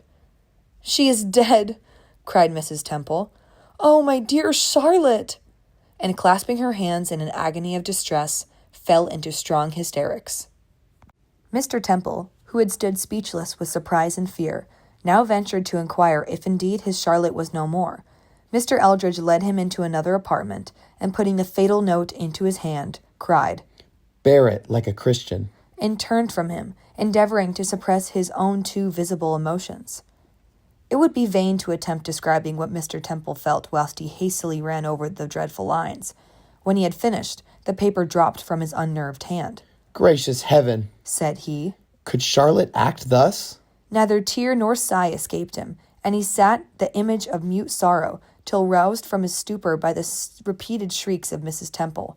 He rose hastily, and rushing into the apartment where she was, folded his arms around her, and saying, Let us be patient, my dear Lucy. Nature relieved his almost bursting heart by a friendly gush of tears. Should any one, presuming on his own philosophic temper, look with an eye of contempt on the man who could indulge a woman's weakness, let him remember that man was a father, and he will then pity the misery which wrung those drops from a noble, generous heart. Mrs. Temple, beginning to look a little more composed, but still imagining her child was dead, her husband, gently taking her hand, cried, You are mistaken, my love. Charlotte is not dead. Then she is very ill. Else, why did she not come? But I will go to her. The chaise is still at the door. Let me go instantly to the dear girl. If I was ill, she would fly to attend me, to alleviate my sufferings, and cheer me with her love. Be calm, my dearest Lucy, and I will tell you all, said Mr. Temple. You must not go. Indeed, you must not. It will be of no use. Temple, said she, assuming a look of firmness and composure, tell me the truth, I beseech you. I cannot bear this dreadful suspense. What misfortune has befallen my child? Let me know the worst, and I will endeavor to bear it as I ought. Lucy, replied Mr. Temple. Imagine your daughter alive and in no danger of death. What misfortune would you then dread? There is one misfortune which is worse than death, but I know my child too well to suspect. Be not too confident, Lucy. Oh, heavens, said she. What horrid images do you start? Is it possible she should forget? She has forgot us all, my love. She has preferred the love of a stranger to the affectionate protection of her friends. Not eloped? Cried she eagerly. Mr. Temple was silent. You cannot contradict it, said she. I see my fate in those tearful eyes. Oh, Charlotte, Charlotte, how ill have you requited our tenderness. But, Father of mercies, continued she, sinking on her knees and raising her streaming eyes and clasped hands to heaven, this once vouchsafe to hear a distracted mother's prayer. Oh, let thy bounteous providence watch over and protect the dear thoughtless girl. Save her from the miseries which I fear will be her portion. And oh, of thine infinite mercy, make her not a mother, lest she should one day feel what I now suffer. The last words faltered on her tongue, and she fell fainting into the arms of her husband, who had involuntarily dropped on his knees beside her. A mother's anguish when disappointed in her tenderest hopes, none but a mother can conceive. Yet, my dear young readers, I would have you read this scene with attention, and reflect that you may yourselves one day be mothers. O my friends, as you value your eternal happiness, wound not by thoughtless ingratitude the peace of the mother who bore you. Remember the tenderness, the care, the unremitting anxiety with which she has attended to all your wants and wishes from earliest infancy to the present day. Behold the mild ray of affectionate applause that beams from her eye on the performance of your duty. Listen to her reproofs with silent attention. They proceed from a heart anxious for your future felicity. You must love her. Nature, all-powerful nature, has planted the seeds of filial affection in your bosoms. Then once more read over the sorrows of poor Mrs. Temple, and remember, the mother whom you so dearly love and venerate will feel the same, when you, forgetful of the respect due to your Maker and yourself, forsake the paths of virtue for those of vice and folly. Chapter 15. Embarkation. It was with the utmost difficulty that the united efforts of Mademoiselle and Montraville could support Charlotte's spirits during their short ride from Chichester to Portsmouth, where a boat waited to take them immediately on board the ship in which they were to embark for America. As soon as she became tolerably composed, she entreated pen and ink to write to her parents. This she did in the most affecting, artless manner, entreating their pardon and blessing, and describing the dreadful situation of her mind, the conflict she suffered in endeavoring to conquer this unfortunate attachment, and concluded with saying her only hope of future comfort consisted in the, perhaps delusive, idea she indulged of being once more folded in their protecting arms, and hearing the words of peace and pardon from their lips. The tears streamed incessantly while she was writing, and she was frequently obliged to lay down her pen. But when the task was completed, and she had committed the letter to the care of Montraville to be sent to the post office, she became more calm, and indulging the delightful hope of soon receiving an answer that would seal her pardon, she in some measure assumed her usual cheerfulness. But Montraville knew too well the consequences that must unavoidably ensue should this letter reach Mr. Temple. He therefore wisely resolved to walk on the deck, tear it in pieces, and commit the fragments to the care of Neptune, who might or might not, as it suited his convenience, convey them on shore. All Charlotte's hopes and wishes were now concentrated in one, namely that the fleet might be detained at Spithead till she could receive a letter from her friends. But in this she was disappointed, for the second morning after she went on board, the signal was made. The fleet weighed anchor, and in a few hours, the wind being favorable, they bid adieu to the white cliffs of Albion. In the meantime, every enquiry that could be thought of was made by Mr. and Mrs. Temple. For many days did they indulge the fond hope that she was merely gone off to be married, and that when the indissoluble knot was once tied, she would return with the partner she had chosen and entreat their blessing and forgiveness. "And shall we not forgive her?" said Mr. Temple. Forgive her? Exclaimed the mother. Oh, yes. Whatever be our errors, is she not our child? And though bowed to the earth even with shame and remorse, it is not our duty to raise the poor penitent, and whisper peace and comfort to her desponding soul. Would she but return, with rapture would I fold her to my heart, and bury every remembrance of her faults in the dear embrace. But still, day after day passed on, and Charlotte did not appear, nor were any tidings to be heard of her. Yet each rising morning was welcomed by some new hope. The evening brought with it disappointment. At length, hope was no more. Despair usurped her place, and the mansion which was once the mansion of peace became the habitation of pale, dejected melancholy. The cheerful smile that was wont to adorn the face of Mrs. Temple was fled, and had it not been for the support of unaffected piety and a consciousness of having ever set before her child the fairest example, she must have sunk under this heavy affliction. "Since," said she, "the severest scrutiny cannot charge me with any breach of duty to have deserved this severe chastisement, I will bow before the power who inflicts it, with humble resignation to his will. Nor shall the duty of a wife be totally absorbed in the feelings of the mother. I will endeavor to appear more cheerful, and by appearing in some measure to have conquered my own sorrow, alleviate the sufferings of my husband, and rouse him from that torpor into which this misfortune has plunged him. My father, too, demands my care and attention. I must not, by a selfish indulgence of my own grief, forget the interest these two dear objects take in my happiness or misery. I will wear a smile on my face, though the thorn rankles in my heart, and if by so doing I in the smallest degree contribute to restore their peace of mind, I shall be amply rewarded for the pain the concealment of my own feelings may occasion." Thus argued this excellent woman, and in the execution of so laudable a resolution we shall leave her, to follow the fortunes of the hapless victim of imprudence and evil counselors. Chapter 16. Necessary Digression.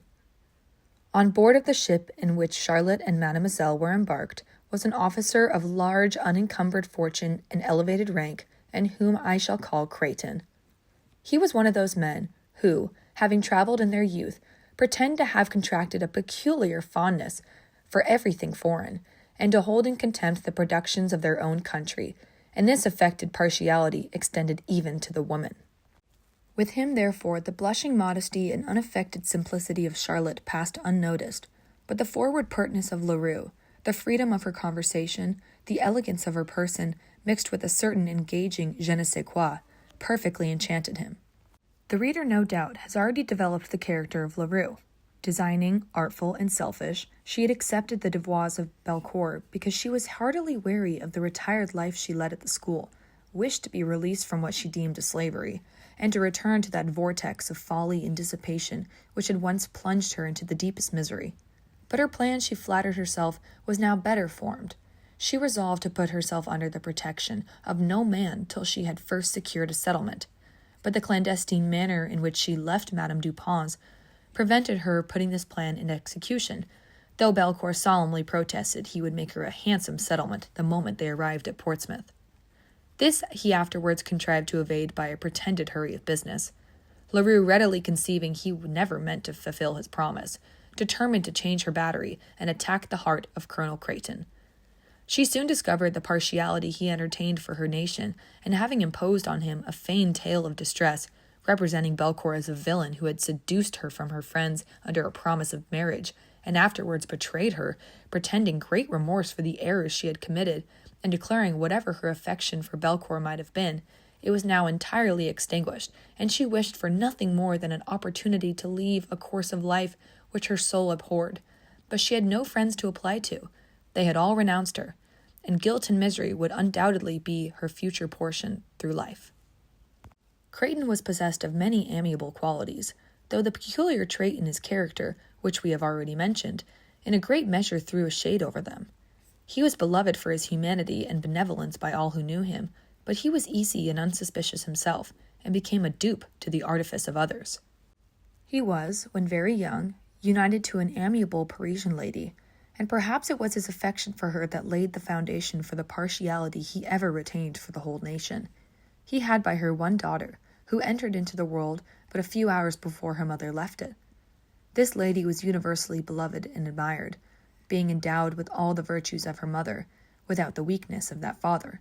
She was married to Major Beauchamp, and was at the time in the same fleet with her father, attending her husband to New York. Crayton was melted by the affected contrition and distress of Leroux. He would converse with her for hours, read to her, play cards with her, listen to all her complaints, and promise to protect her to the utmost of his power. Leroux easily saw his character.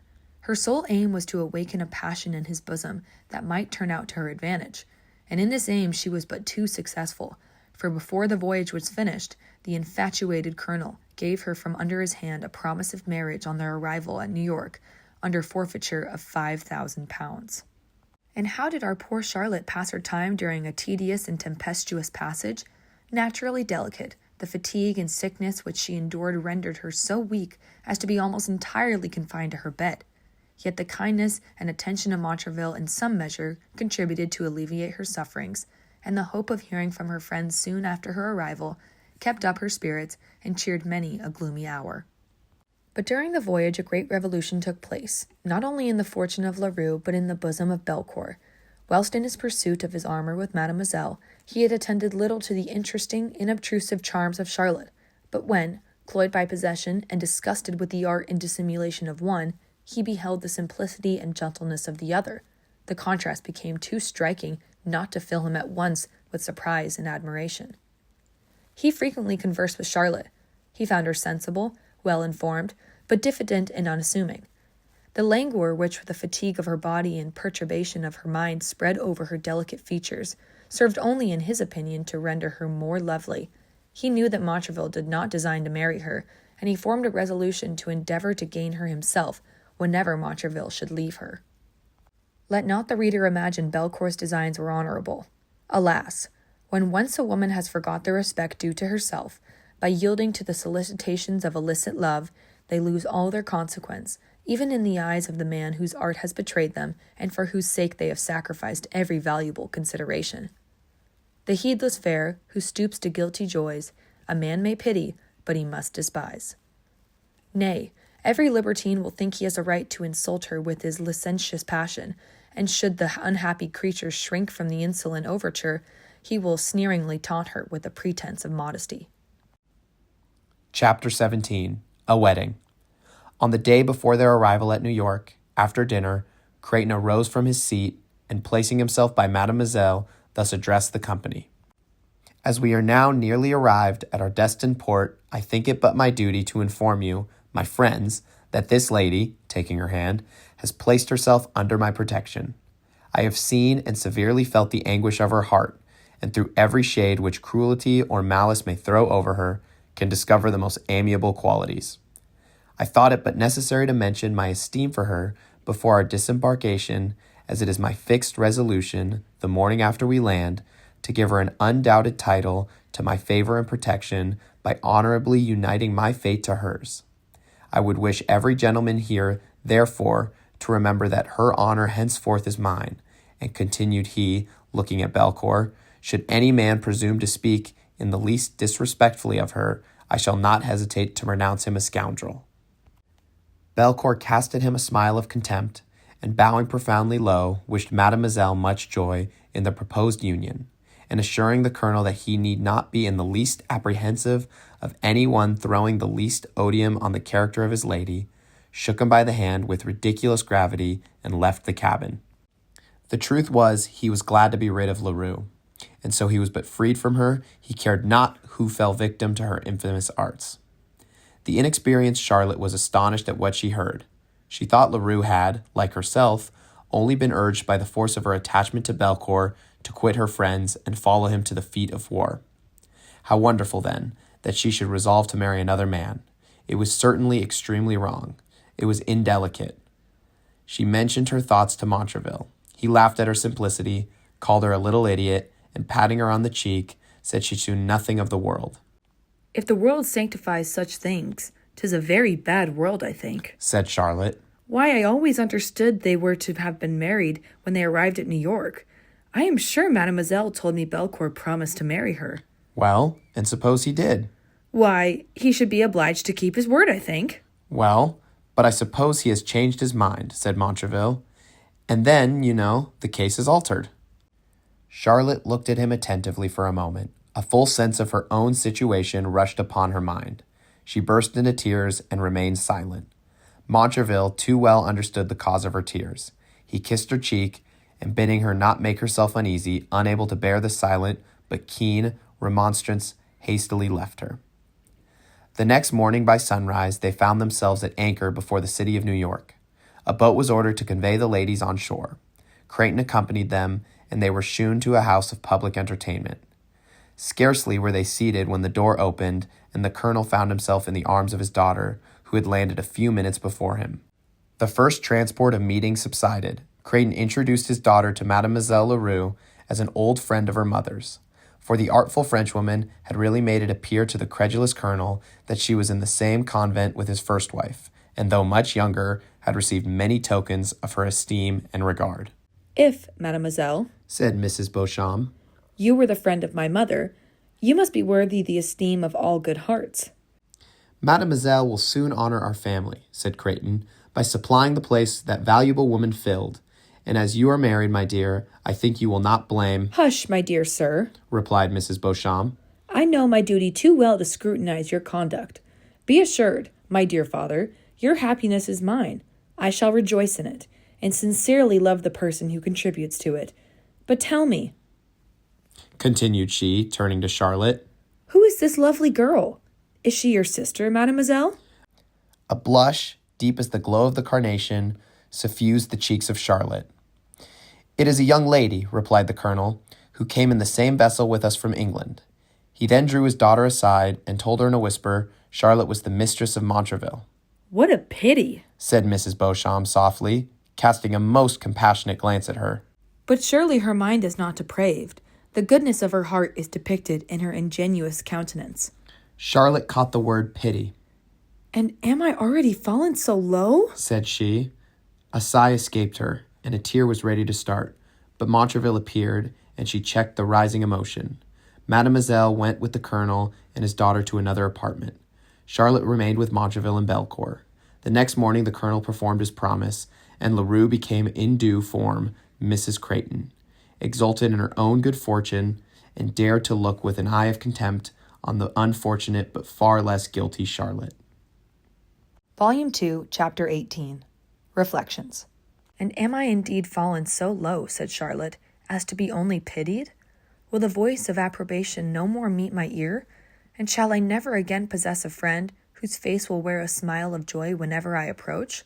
Alas, how thoughtless, how dreadfully imprudent I have been! I know not which is most painful to endure, the sneer of contempt or the glance of compassion which is depicted in the various countenances of my own sex. They are both equally humiliating.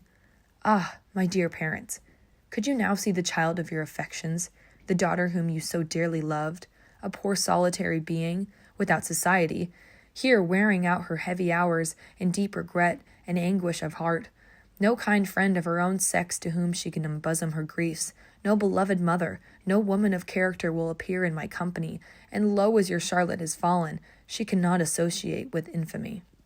These were the painful reflections which occupied the mind of Charlotte. Montraville had placed her in a small house a few miles from New York. He gave her one female attendant and supplied her with what money she wanted, but business and pleasure so entirely occupied his time that he had little to devote to the woman, whom he had brought from all her connections and robbed of innocence. Sometimes, indeed, he would steal out at the close of evening and pass a few hours with her, and then so much was she attached to him that all her sorrows were forgotten while blessed with his society. She would enjoy a walk by moonlight, or sit by him in a little arbor at the bottom of the garden, and play on the harp, accompanying it with her plaintive, harmonious voice. But often, very often, did he promise to renew his visits, and, forgetful of his promise, leave her to mourn her disappointment. What painful hours of expectation would she pass! She would sit at a window which looked toward a field he used to cross, counting the minutes, and straining her eyes to catch the first glimpse of his person, till blinded with tears of disappointment, she would lean her head on her hands, and give free vent to her sorrows. Then, catching at some new hope, she would again renew her watchful position, till the shades of evening enveloped every object in a dusky cloud. She would then renew her complaints, and, with a heart bursting with disappointed love and wounded sensibility, retire to a bed which remorse had strewed with thorns, and court in vain that comforter of weary nature, who seldom visits the unhappy, to come and steep her senses in oblivion. Who can form an adequate idea of the sorrow that preyed upon the mind of Charlotte? The wife, whose breast glows with affection to her husband, and who in return meets only indifference, can but faintly conceive her anguish.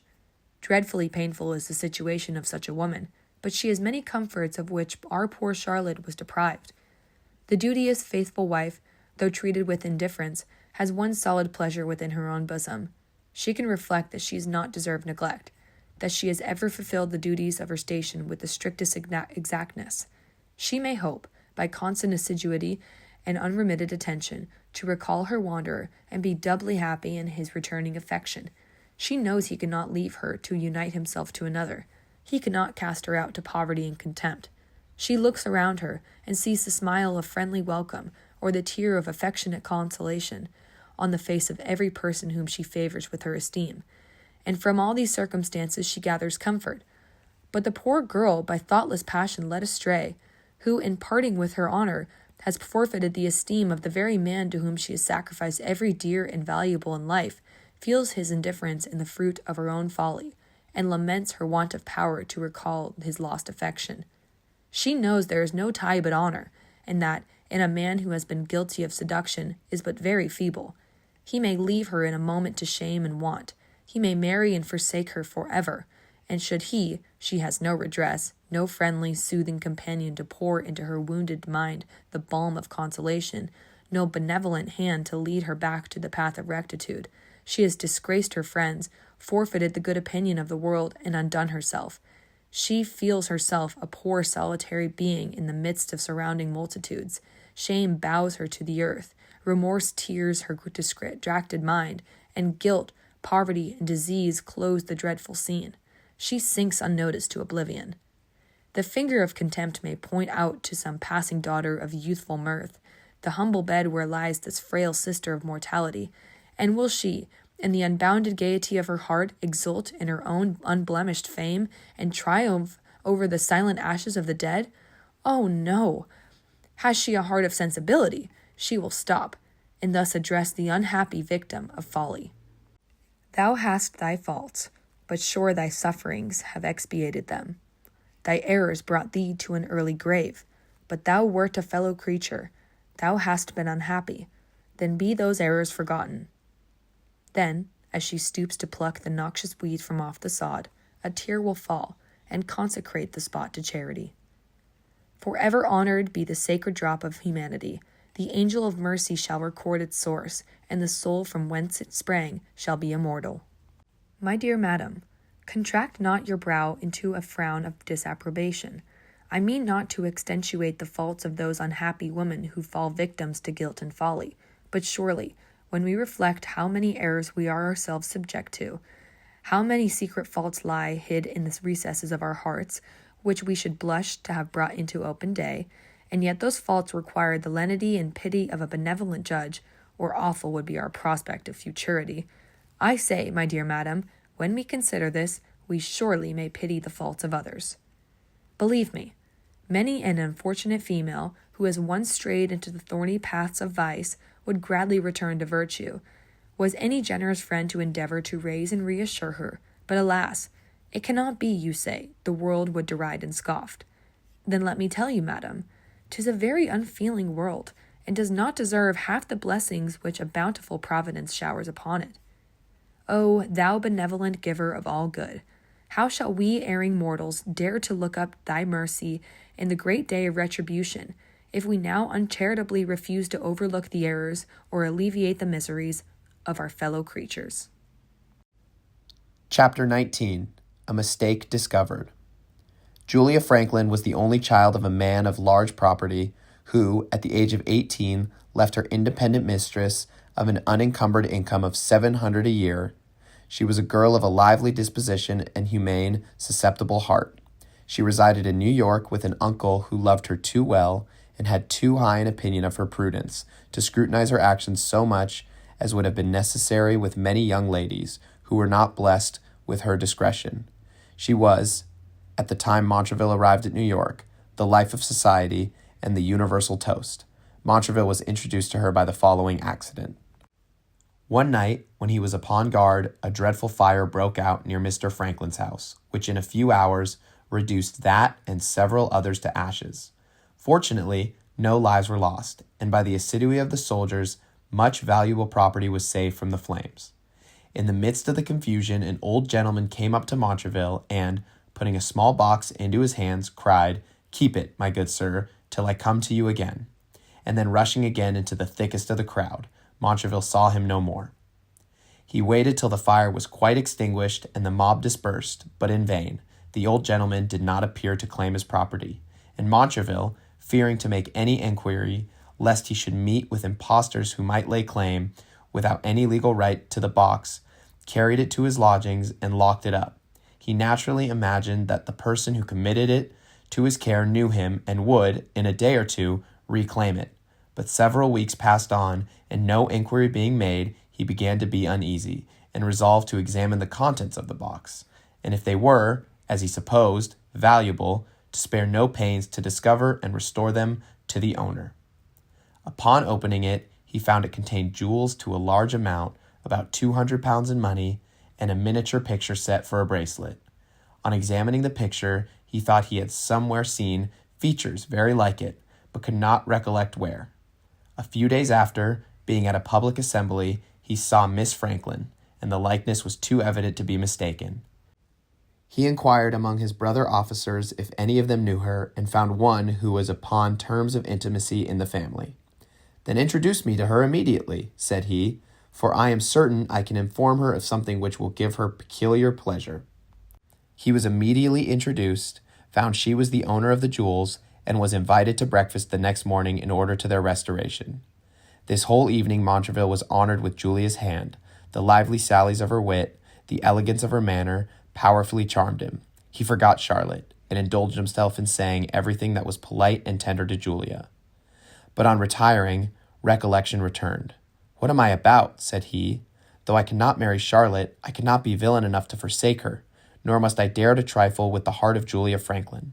I will return this box," said he, "which has been the source of so much uneasiness already, and in the evening pay a visit to my poor melancholy Charlotte, and endeavor to forget this fascinating Julia."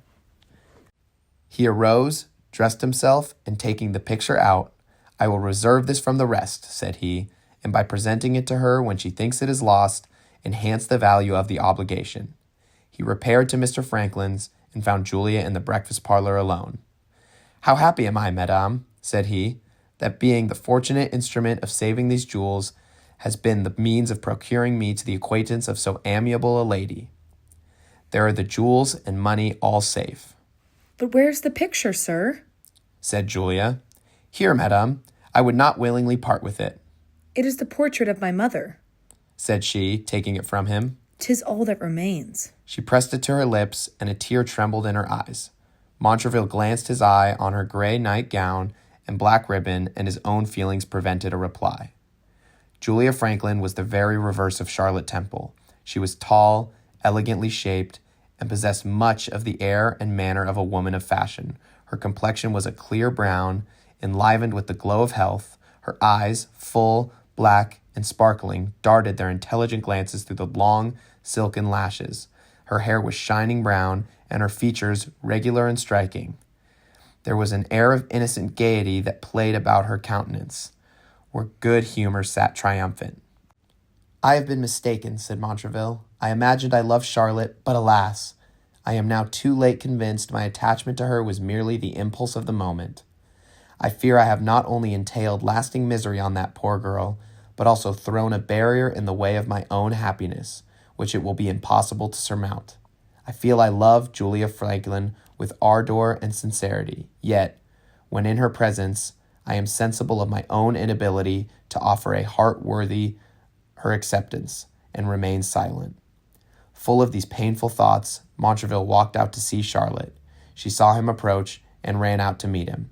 She banished from her countenance the air of discontent which ever appeared when he was absent, and met him with a smile of joy. "I thought you had forgot me, Montraville," said she, "and was very unhappy." "I shall never forget you, Charlotte," he replied, pressing her hand.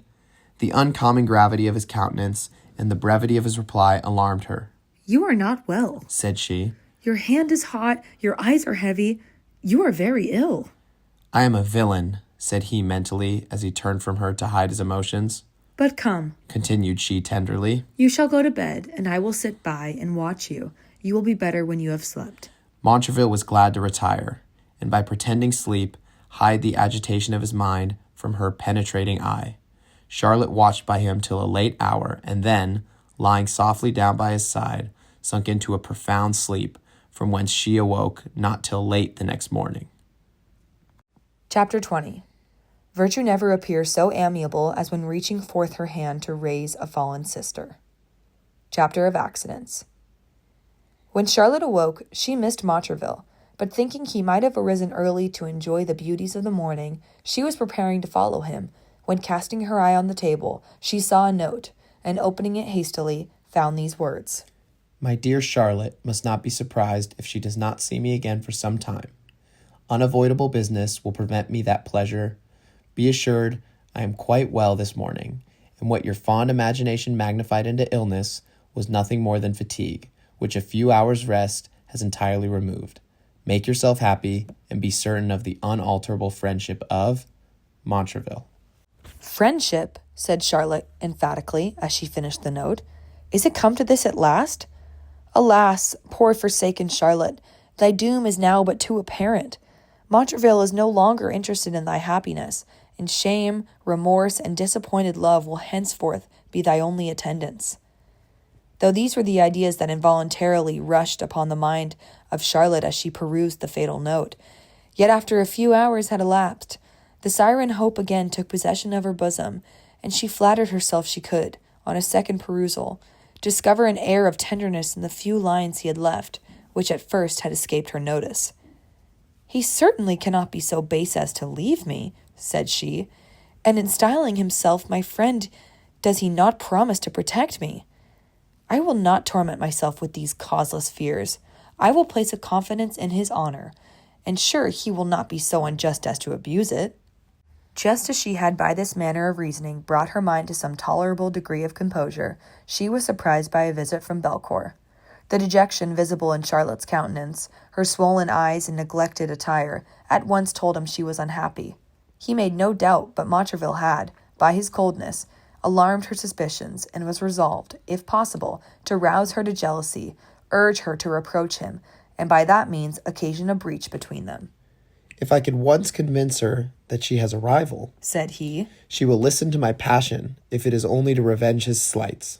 Belcour knew but little of the female heart, and what he did know was only of those of loose and dissolute lives.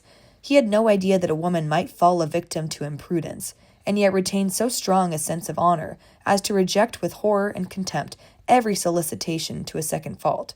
He never imagined that a gentle, generous female heart, once tenderly attached when treated with unkindness, might break, but would never harbor a thought of revenge. His visit was not long, but before he went he fixed a scorpion in the heart of Charlotte, whose venom embittered every future hour of her life. We will now return for a moment to Colonel Creighton. He had been 3 months married, and in that little time had discovered that the conduct of his lady was not so prudent as it ought to have been, but remonstrance was vain, her temper was violent, and to the colonel's great misfortune he had conceived a sincere affection for her. She saw her own power, and, with the art of a Circe, made every action appear to him in what light she pleased. His acquaintance laughed at his blindness, his friends pitied his infatuation, his amiable daughter, Mrs. Beauchamp, in secret deplored the loss of her father's affection, and grieved that he should be so entirely swayed by an artful, and, she much feared, infamous woman. Mrs. Beauchamp was mild and engaging. She loved not the hustle and bustle of a city, and had prevailed on her husband to take a house a few miles from New York. Chance led her into the same neighborhood with Charlotte. Their houses stood within a short space of each other, and their gardens joined. She had not been long in her new habitation before the figure of Charlotte struck her. She recollected her interesting features. She saw the melancholy so conspicuous in her countenance, and her heart bled at the reflection that perhaps deprived of honor, friends, all that was valuable in life, she was doomed to linger out a wretched existence in a strange land and sink broken-hearted into an untimely grave. Would to heaven I could snatch her from so hard a fate, said she, but the merciless world has barred the doors of compassion against a poor weak girl, who, perhaps, had she one kind friend to raise and reassure her, would gladly return to peace and virtue. Nay, even the woman who dares to pity and endeavor to recall a wandering sister incurs the sneer and contempt and ridicule for an action in which even angels are said to rejoice. The longer Mrs. Beauchamp was a witness to the solitary life Charlotte led, the more she wished to speak to her, and often as she saw her cheeks wet with the tears of anguish, she would say, "Dear sufferer, how gladly would I pour into your heart the balm of consolation, were it not for the fear of derision." But an accident soon happened, which made her resolve to brave even the scoffs of the world, rather than not enjoy the heavenly satisfaction of comforting a desponding fellow creature. Mrs. Beauchamp was an early riser. She was one morning walking in the garden, leaning on her husband's arm, when the sound of a harp attracted their notice. They listened attentively and heard a soft, melodious voice distinctly sing the following stanzas. "Thou glorious orb, supremely bright, just rising from the sea, to cheer all nature with thy light, what are thy beams to me? In vain thy glories bid me rise, to hail the newborn day. Alas, my morning sacrifice is still to weep and pray. For what are nature's charms combined to one whose weary breast can neither peace nor comfort find, nor friend whereon to rest? Oh, never, never, whilst I live, can my heart's anguish cease. Come, friendly death, thy mandate give, and let me be at peace." "'Tis poor Charlotte," said Mrs. Beauchamp, the pellucid drop of humanity stealing down her cheek. Captain Beauchamp was alarmed at her emotion. "What Charlotte?" said he. "Do you know her?" In the accent of a pitying angel did she disclose to her husband Charlotte's unhappy situation, and the frequent wish she had formed of being serviceable to her. "I fear," continued she, "the poor girl has been basely betrayed, and if I thought you would not blame me, I would pay her a visit, offer her my friendship, and endeavor to restore to her heart that peace she seems to have lost, and so pathetically laments. Who knows, my dear," laying her hand affectionately on his arm, "who knows but she has left some kind, affectionate parents to lament her errors, and would she return, they might with rapture receive the poor penitent, and wash away her faults in tears of joy. Oh, what a glorious reflection it would be for me, could I be the happy instrument of restoring her. Her heart may not be depraved, Beauchamp." "Exalted woman," cried Beauchamp, embracing her. "how dost thou rise every moment in my esteem. Follow the impulse of thy generous heart, my Emily. Let prudes and fools censure if they dare, and blame a sensibility they never felt. I will exultingly tell them that the heart that is truly virtuous is ever inclined to pity and forgive the errors of its fellow creatures." A beam of exulting joy played round the animated countenance of Mrs. Beauchamp.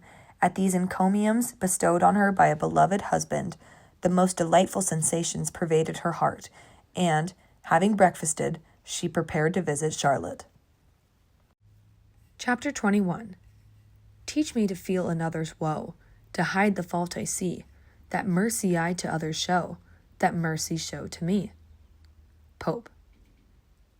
When Mrs. Beauchamp was dressed, she began to feel embarrassed at the thought of beginning an acquaintance with Charlotte, and was distressed how to make the first visit.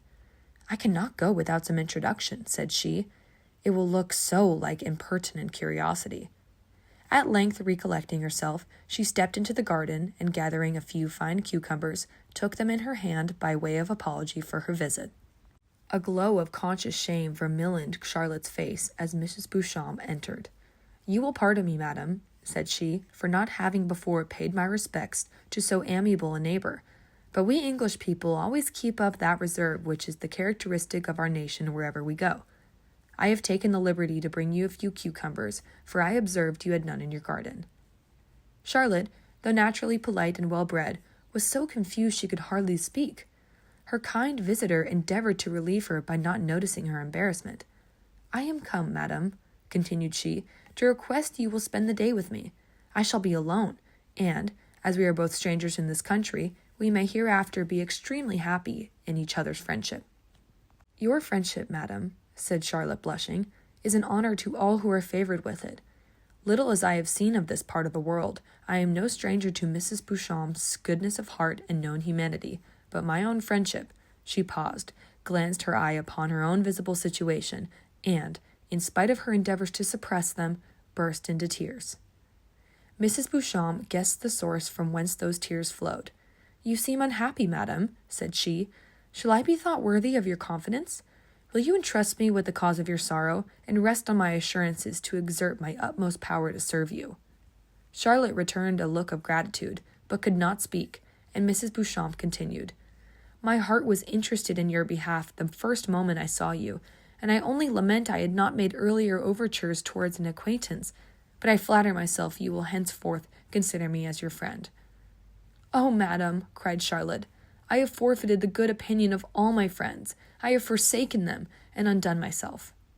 "Come, come, my dear," said Mrs. Beauchamp, "you must not indulge these gloomy thoughts. You are not, I hope, so miserable as you imagine yourself. Endeavor to be composed, and let me be favored with your company at dinner, when, if you can bring yourself to think me your friend, and repose a confidence in me, I am ready to convince you it shall not be abused." She then arose and bade her good morning. At the dining hour, Charlotte repaired to Mrs. Beauchamp's, and during dinner assumed as composed an aspect as possible, but when the cloth was removed, she summoned all her resolution and determined to make Mrs. Beauchamp acquaintance with every circumstance preceding her unfortunate elopement, and the earnest desire she had to quit a way of life so repugnant to her feelings. With the benignant aspect of an angel of mercy did Mrs. Beauchamp listen to the artless tale. She was shocked to the soul to find how large a share Leroux had in the seduction of this amiable girl, and a tear fell when she reflected so vile a woman was now the wife of her father. When Charlotte had finished, she gave her a little time to collect her scattered spirits, and then asked her if she had never written to her friends. "Oh, yes, madam," said she, "frequently, but I have broke their hearts. They are either dead or have cast me off forever, for I have never received a single line from them." "I rather suspect," said Mrs. Beauchamp, "they have never had your letters. But suppose you were to hear from them, and they were willing to receive you, would you then leave the cruel Montraville and return to them?" "Would I?" said Charlotte, clasping her hands. "Would not the poor sailor, tossed on a tempestuous ocean, threatened every moment with death, gladly return to the shore he had left to trust to his deceitful calmness? Oh, my dear madam, I would return, though to do it I were obliged to walk barefoot over a burning desert and beg a scanty pittance of each traveler to support my existence.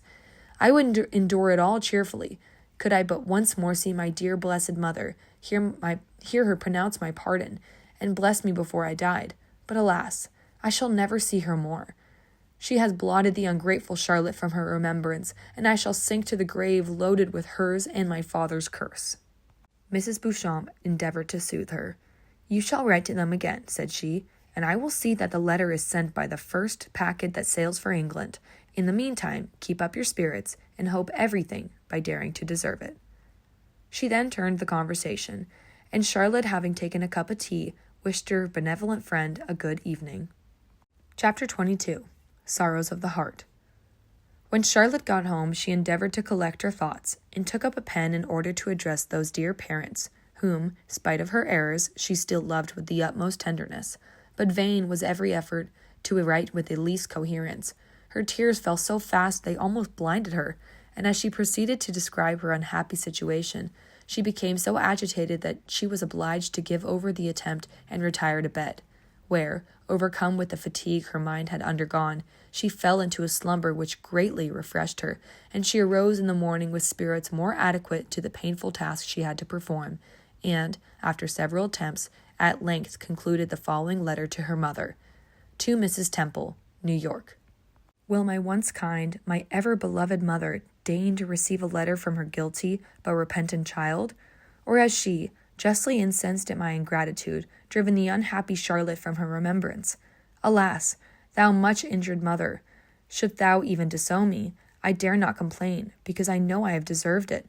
But yet, believe me, guilty as I am, and cruelly as I have disappointed the hopes of the fondest parents that ever girl had, even in the moment when, forgetful of my duty, I fled from you in happiness, even then I loved you most, and my heart bled at the thought of what you would suffer.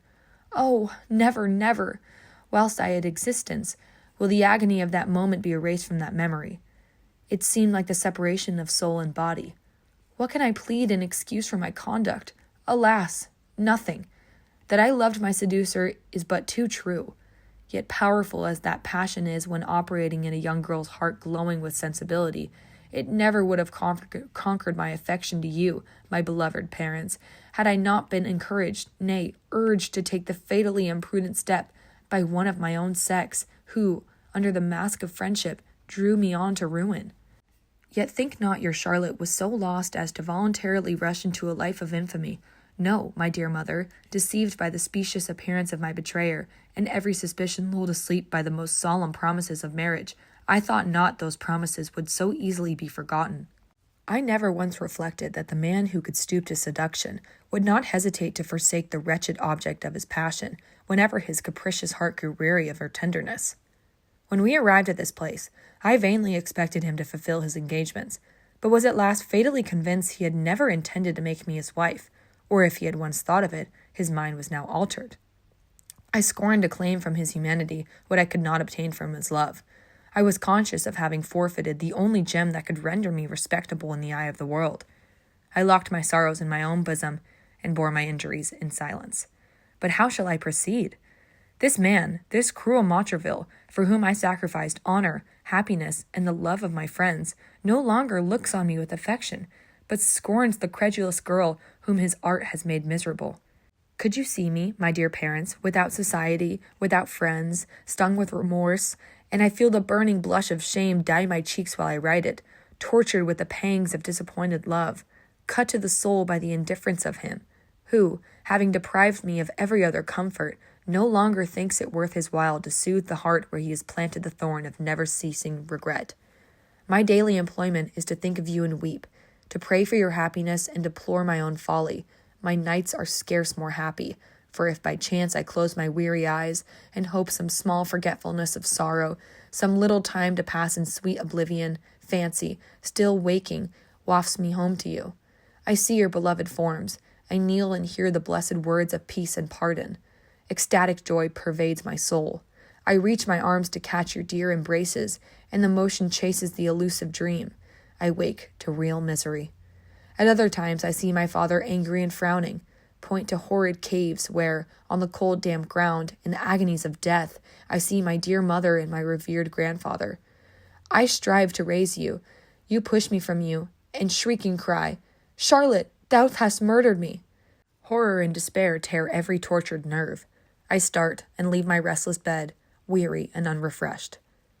Shocking as these reflections are, I have yet one more dreadful than the rest. Mother, my dear mother, do not let me quite break your heart when I tell you, in a few months I shall bring into the world an innocent witness of my guilt. Oh, my bleeding heart! I shall bring a poor little helpless creature, heir to infamy and shame. This alone has urged me once more to address you, to interest you in behalf of this poor unborn, and beg you to extend your protection of the child of your lost Charlotte. For my own part, I have wrote so often, so frequently have pleaded for forgiveness, and entreated to be received once more beneath the paternal roof, that having received no answer, not even one line, I much fear you have cast me from you forever. But sure you cannot refuse to protect my innocent infant. It partakes not of its mother's guilt. O my father, O beloved mother, now do I feel the anguish I inflicted on your hearts recoiling with double force upon my own. If my child should be a girl, which heaven forbid, tell her the unhappy fate of her mother, and teach her to avoid my errors. If a boy, teach him to lament my miseries, but tell him not who inflicted them, lest in wishing to revenge his mother's injuries, he should wound the peace of his father. And now, dear friends of my soul, kind guardians of my infancy, farewell. I feel I never more must hope to see you. The anguish of my heart strikes at the strings of life, and in a short time I shall be at rest.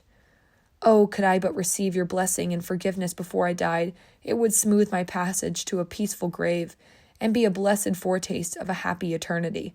I beseech you, curse me not, my adored parents, but let a tear of pity and pardon fall to the memory of your lost Charlotte. Chapter 23. A man may smile and be a villain.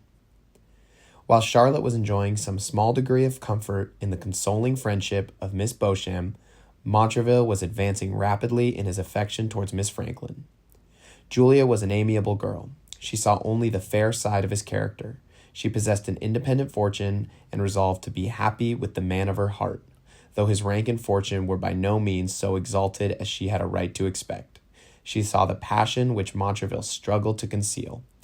She wondered at his timidity, but imagined the distance fortune had placed between them occasioned his backwardness, and made every advance which strict prudence and a becoming modesty would permit. Montraville saw with pleasure he was not indifferent to her, but a spark of honor which animated his bosom would not suffer him to take advantage of her partiality. He was well acquainted with Charlotte's situation, and he thought there would be a double cruelty in forsaking her at such a time.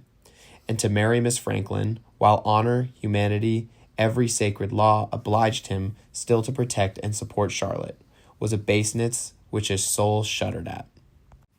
He communicated his uneasiness to Belcour. It was the very thing this pretended friend had wished. "And do you really," said he, laughing, "hesitate at marrying the lovely Julia and becoming master of her fortune because a little foolish, fond girl chose to leave her friends and run away with you to America? Dear Montraville, act more like a man of sense. This whining, pining Charlotte, who occasions you so much uneasiness, would have eloped with somebody else if she had not with you." "Would to heaven," said Montraville, "I had never seen her. My regard for her was but the momentary passion of desire. But I feel I shall love and revere Julia Franklin as long as I live. Yet to leave poor Charlotte in her present situation would be cruel beyond description." "Oh, my good sentimental friend," said Belcour, "do you imagine nobody has a right to provide for the brat but yourself?" Montraville started. "Sure," said he, "you cannot mean to insinuate that Charlotte is false?" "I don't insinuate it," said Belcour. "I know it." Montraville turned pale as ashes. "Then there is no faith in woman," said he. "Well, I thought you attached to her," said Belcour with an air of indifference. "I never wished to make you uneasy by mentioning her perfidy. But as I know you love and are beloved by Miss Franklin, I was determined not to let these foolish scruples of honor step between you and happiness, or your tenderness for the peace of a perfidious girl prevent your uniting yourself to a woman of honor." "Good heavens," said Montraville, "what poignant reflections does a man endure who sees a lovely woman plunged in infamy, and is conscious he was her first seducer? But are you certain of what you say, Belcour?" "So far," replied he, "that I myself have received advances from her, which I would not take advantage of out of regard to you. But hang it, think no more about her. I dined at Franklin's today, and Julia bid me seek and bring you to tea. So come along, my lad, make good use of opportunity, and seize the gifts of fortune while they are within your reach."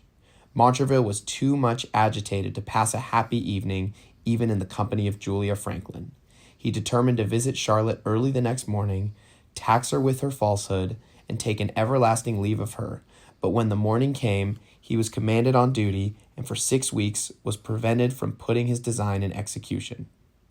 At length he found an hour to spare, and walked out to spend it with Charlotte. It was near 4 o'clock in the afternoon when he arrived at her cottage. She was not in the parlor, and without calling the servant, he walked upstairs, thinking to find her in her bedroom. He opened the door, and the first object that met his eyes was Charlotte asleep on the bed and Belcour by her side. "Death and distraction," said he, stamping. "This is too much. Rise, villain, and defend yourself." Belcour sprang from the bed. The noise awoke Charlotte, terrified at the furious appearance of Montraville, and seeing Belcour with him in the chamber. She caught hold of his arm as he stood by the bedside, and eagerly asked what was the matter.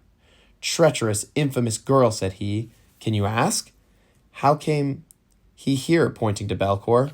"As heaven is my witness," replied she, weeping. "I do not know. I have not seen him for these 3 weeks. "Then you confess he sometimes visits you?" He came sometimes by your desire." "'Tis false. I never desired him to come, and you know I did not. But mark me, Charlotte, from this instant our connection is at an end. Let Belcour or any other of your favored lovers take you and provide for you. I have done with you forever." He was then going to leave her, but starting wildly from the bed, she threw herself on her knees before him, protesting her innocence and entreating him not to leave her. "Oh, Montraville," said she, "kill me! For pity's sake, kill me! But do not doubt my fidelity. Do not leave me in this horrid situation. For the sake of your unborn child, oh, spurn not the wretched mother from you." "Charlotte," said he with a firm voice, "I shall take care that neither you nor your child want anything in the approaching painful hour, but we meet no more." He then endeavored to raise her from the ground, but in vain. She clung about his knees, entreating him to believe her innocent and conjuring Belcour to clear up the dreadful mystery. Belcour cast on Montraville a smile of contempt. It irritated him almost to madness. He broke from the feeble arms of the distressed girl. She shrieked and fell prostrate on the floor. Montraville instantly left the house and returned hastily to the city. Chapter 24. Mystery Developed. Unfortunately for Charlotte, about 3 weeks before this unhappy rencontre, Captain Beauchamp being ordered to Rhode Island, his lady had accompanied him, so that Charlotte was deprived of her friendly advice and consoling society. The afternoon on which Montraville had visited her, she had found herself languid and fatigued, and after making a very slight dinner, had lain down to endeavor to recruit her exhausted spirits, and, contrary to her expectations, had fallen asleep. She had not long been lain down when Belcour arrived, for he took every opportunity of visiting her, and striving to awaken her resentment against Montraville. He inquired of the servant where her mistress was, and being told she was asleep, took up a book to amuse himself. Having sat a few minutes, he by chance cast his eyes toward the road, and saw Montraville approaching. He instantly conceived the diabolical scheme of ruining the unhappy Charlotte, in his opinion, forever. He therefore stole softly upstairs, and laying himself by her side with the greatest precaution, for fear she should awake, was in that situation discovered by his credulous friend. When Montraville spurned the weeping Charlotte from him, and left her almost distracted with terror and despair, Belcour raised her from the floor, and leading her downstairs, assumed the part of a tender, consoling friend. She listened to the arguments he advanced with apparent composure, but this was only the calm of a moment. The remembrance of Montraville's recent cruelty again rushed upon her mind. She pushed him from her with some violence, and crying, "Leave me, sir! I beseech you, leave me! For much I fear you have been the cause of my fidelity being suspected. Go! Leave me to the accumulated miseries my own imprudence has brought upon me." She then left him with precipitation, and retiring to her own apartment, threw herself on the bed, and gave vent to an agony of grief, which is impossible to describe. It now occurred to Belcour that she might possibly write to Montraville, and endeavor to convince him of her innocence.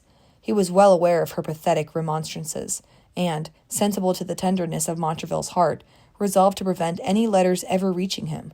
He therefore called the servant, and, by the powerful persuasion of a bribe, prevailed with her to promise whatever letters her mistress might write should be sent to him. He then left a polite, tender note for Charlotte and returned to New York. His first business was to seek Montraville, and endeavor to convince him that what had happened would ultimately tend to his happiness. He found him in his apartment, solitary, pensive, and wrapped in disagreeable reflections. "Why, how now, whining, pining lover?" said he, clapping him on the shoulder. Montraville started. A momentary flush of resentment crossed his cheek, but instantly gave place to a death-like paleness, occasioned by painful remembrance awakened by that monitor, whom, though we may in vain endeavor, we can never entirely silence. "Belcour," said he. "you have injured me in a tender point." "Prithee, Jack," replied Belcour. "do not make a serious matter of it. How could I refuse the girl's advances? And thank heaven she is not your wife." "True," said Montraville. "but she was innocent when I first knew her. It was I seduced her, Belcour. Had it not been for me, she had still been virtuous and happy in the affection and protection of her family." "Pshaw!" replied Belcour, laughing. "If you had not taken advantage of her easy nature, some other would. And where is the difference, pray? I wish I had never seen her," cried he passionately, and starting from his seat. "Oh, that cursed Frenchwoman," added he with vehemence. "Had it not been for her, I might have been happy." He paused. "With Julia Franklin?" said Belcour. The name, like a sudden spark of electric fire, seemed for a moment to suspend his faculties. For a moment he was transfixed. But, recovering, he caught Belcour's hand and cried, "Stop, stop, I beseech you. Name not the lovely Julia and the wretched Montraville in the same breath. I am a seducer, a mean, ungenerous seducer of unsuspecting innocence. I dare not hope that purity like hers would stoop to unite itself with black, premeditated guilt. Yet by heavens I swear, Belcour, I thought I loved the lost, abandoned Charlotte till I saw Julia. I thought I never could forsake her, but the heart is deceitful, and I now can plainly discriminate between the impulse of a youthful passion and the pure flame of a disinterested affection." At that instant Julia Franklin passed the window, leaning on her uncle's arm. She curtsied as she passed, and, with a bewitching smile of modest cheerfulness, cried, "Do you bury yourselves in the house this fine evening, gents?" There was something in the voice, the manner, the look, that was altogether irresistible. "Perhaps she wishes my company," said Montraville mentally, as he snatched up his hat. "If I thought she loved me, I would confess my errors and trust to her generosity to pity and pardon me." He soon overtook her, and offering his arm, they sauntered to pleasant but unfrequent walks. Belcour drew Mr. Franklin on one side and entered into a political discourse. They walked faster than the young people, and Belcour by some means contrived entirely to lose sight of them. It was a fine evening in the beginning of autumn. The last remains of daylight faintly streaked the western sky, while the moon, with pale and virgin luster in the room of gorgeous gold and purple, ornamented the canopy of heaven with silver, fleecy clouds, which now and then half hid her lovely face, and, by partly concealing, heightened every beauty. The zephyrs whispered softly through the trees, which now began to shed their leafy honors. A solemn silence reigned, and to a happy mind an evening such as this would give serenity and calm, unruffled pleasure. But to Montraville, while it soothed the turbulence of his passions, it brought increase of melancholy reflections. Julia was leaning on his arm. He took her hand in his, and pressing it tenderly, sighed deeply, but continued silent. Julia was embarrassed. She wished to break a silence so unaccountable, but was unable. She loved Montraville. She saw he was unhappy, and wished to know the cause of his uneasiness. But that innate modesty, which nature has implanted in the female breast, prevented her inquiring. "I am bad company, Miss Franklin," said he, at last recollecting himself. "but I have met with something today that has greatly distressed me, and I cannot shake off the disagreeable impression it has made on my mind." "I am sorry," she replied, "that you have any cause of inquietude. I am sure if you were as happy as you deserve, and as all your friends wish you—" She hesitated. "And might I," replied he with some animation, "presume to rank the amiable Julia in that number?" "Certainly," said she. "The service you have rendered me, the knowledge of your worth, all combine to make me esteem you." "Esteem, my lovely Julia," said he passionately, "is but a poor cold word. I would, if I dared, if I thought I merited your attention, but no, I must not. Honor forbids. I am beneath your notice, Julia.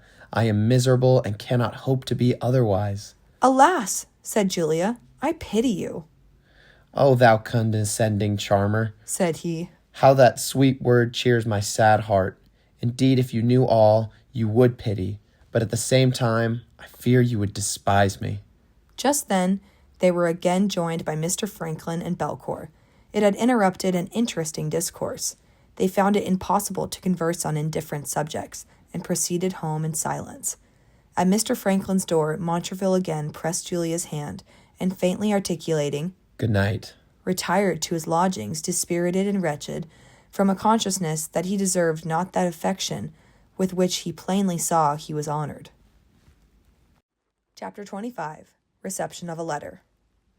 "And where now is our poor Charlotte?" said Mr. Temple one evening, as the cold blasts of autumn whistled rudely over the heath, and the yellow appearance of the distant wood spoke the near approach of winter.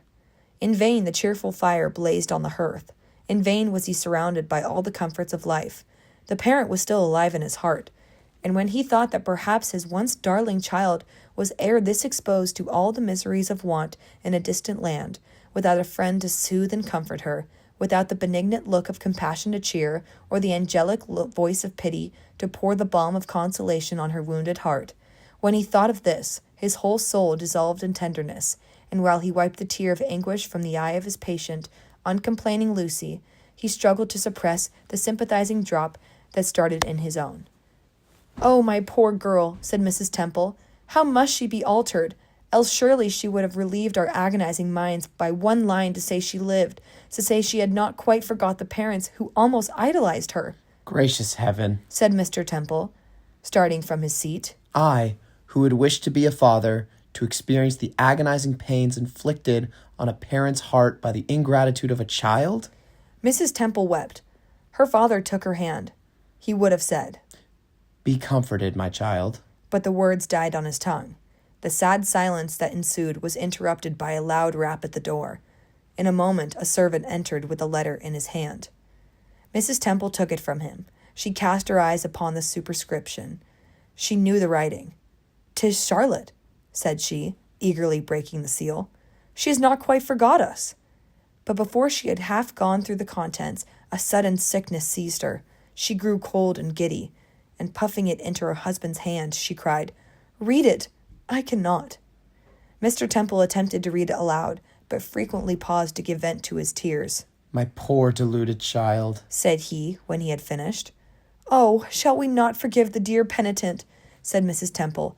"We must, we will, my love. She is willing to return, and 'tis our duty to receive her," "Father of mercy," said Mr. Eldridge, raising his clasped hands. "let me but live once more to see the dear wanderer restored to her afflicted parents, and take me from this world of sorrow whenever it seemeth best to thy wisdom."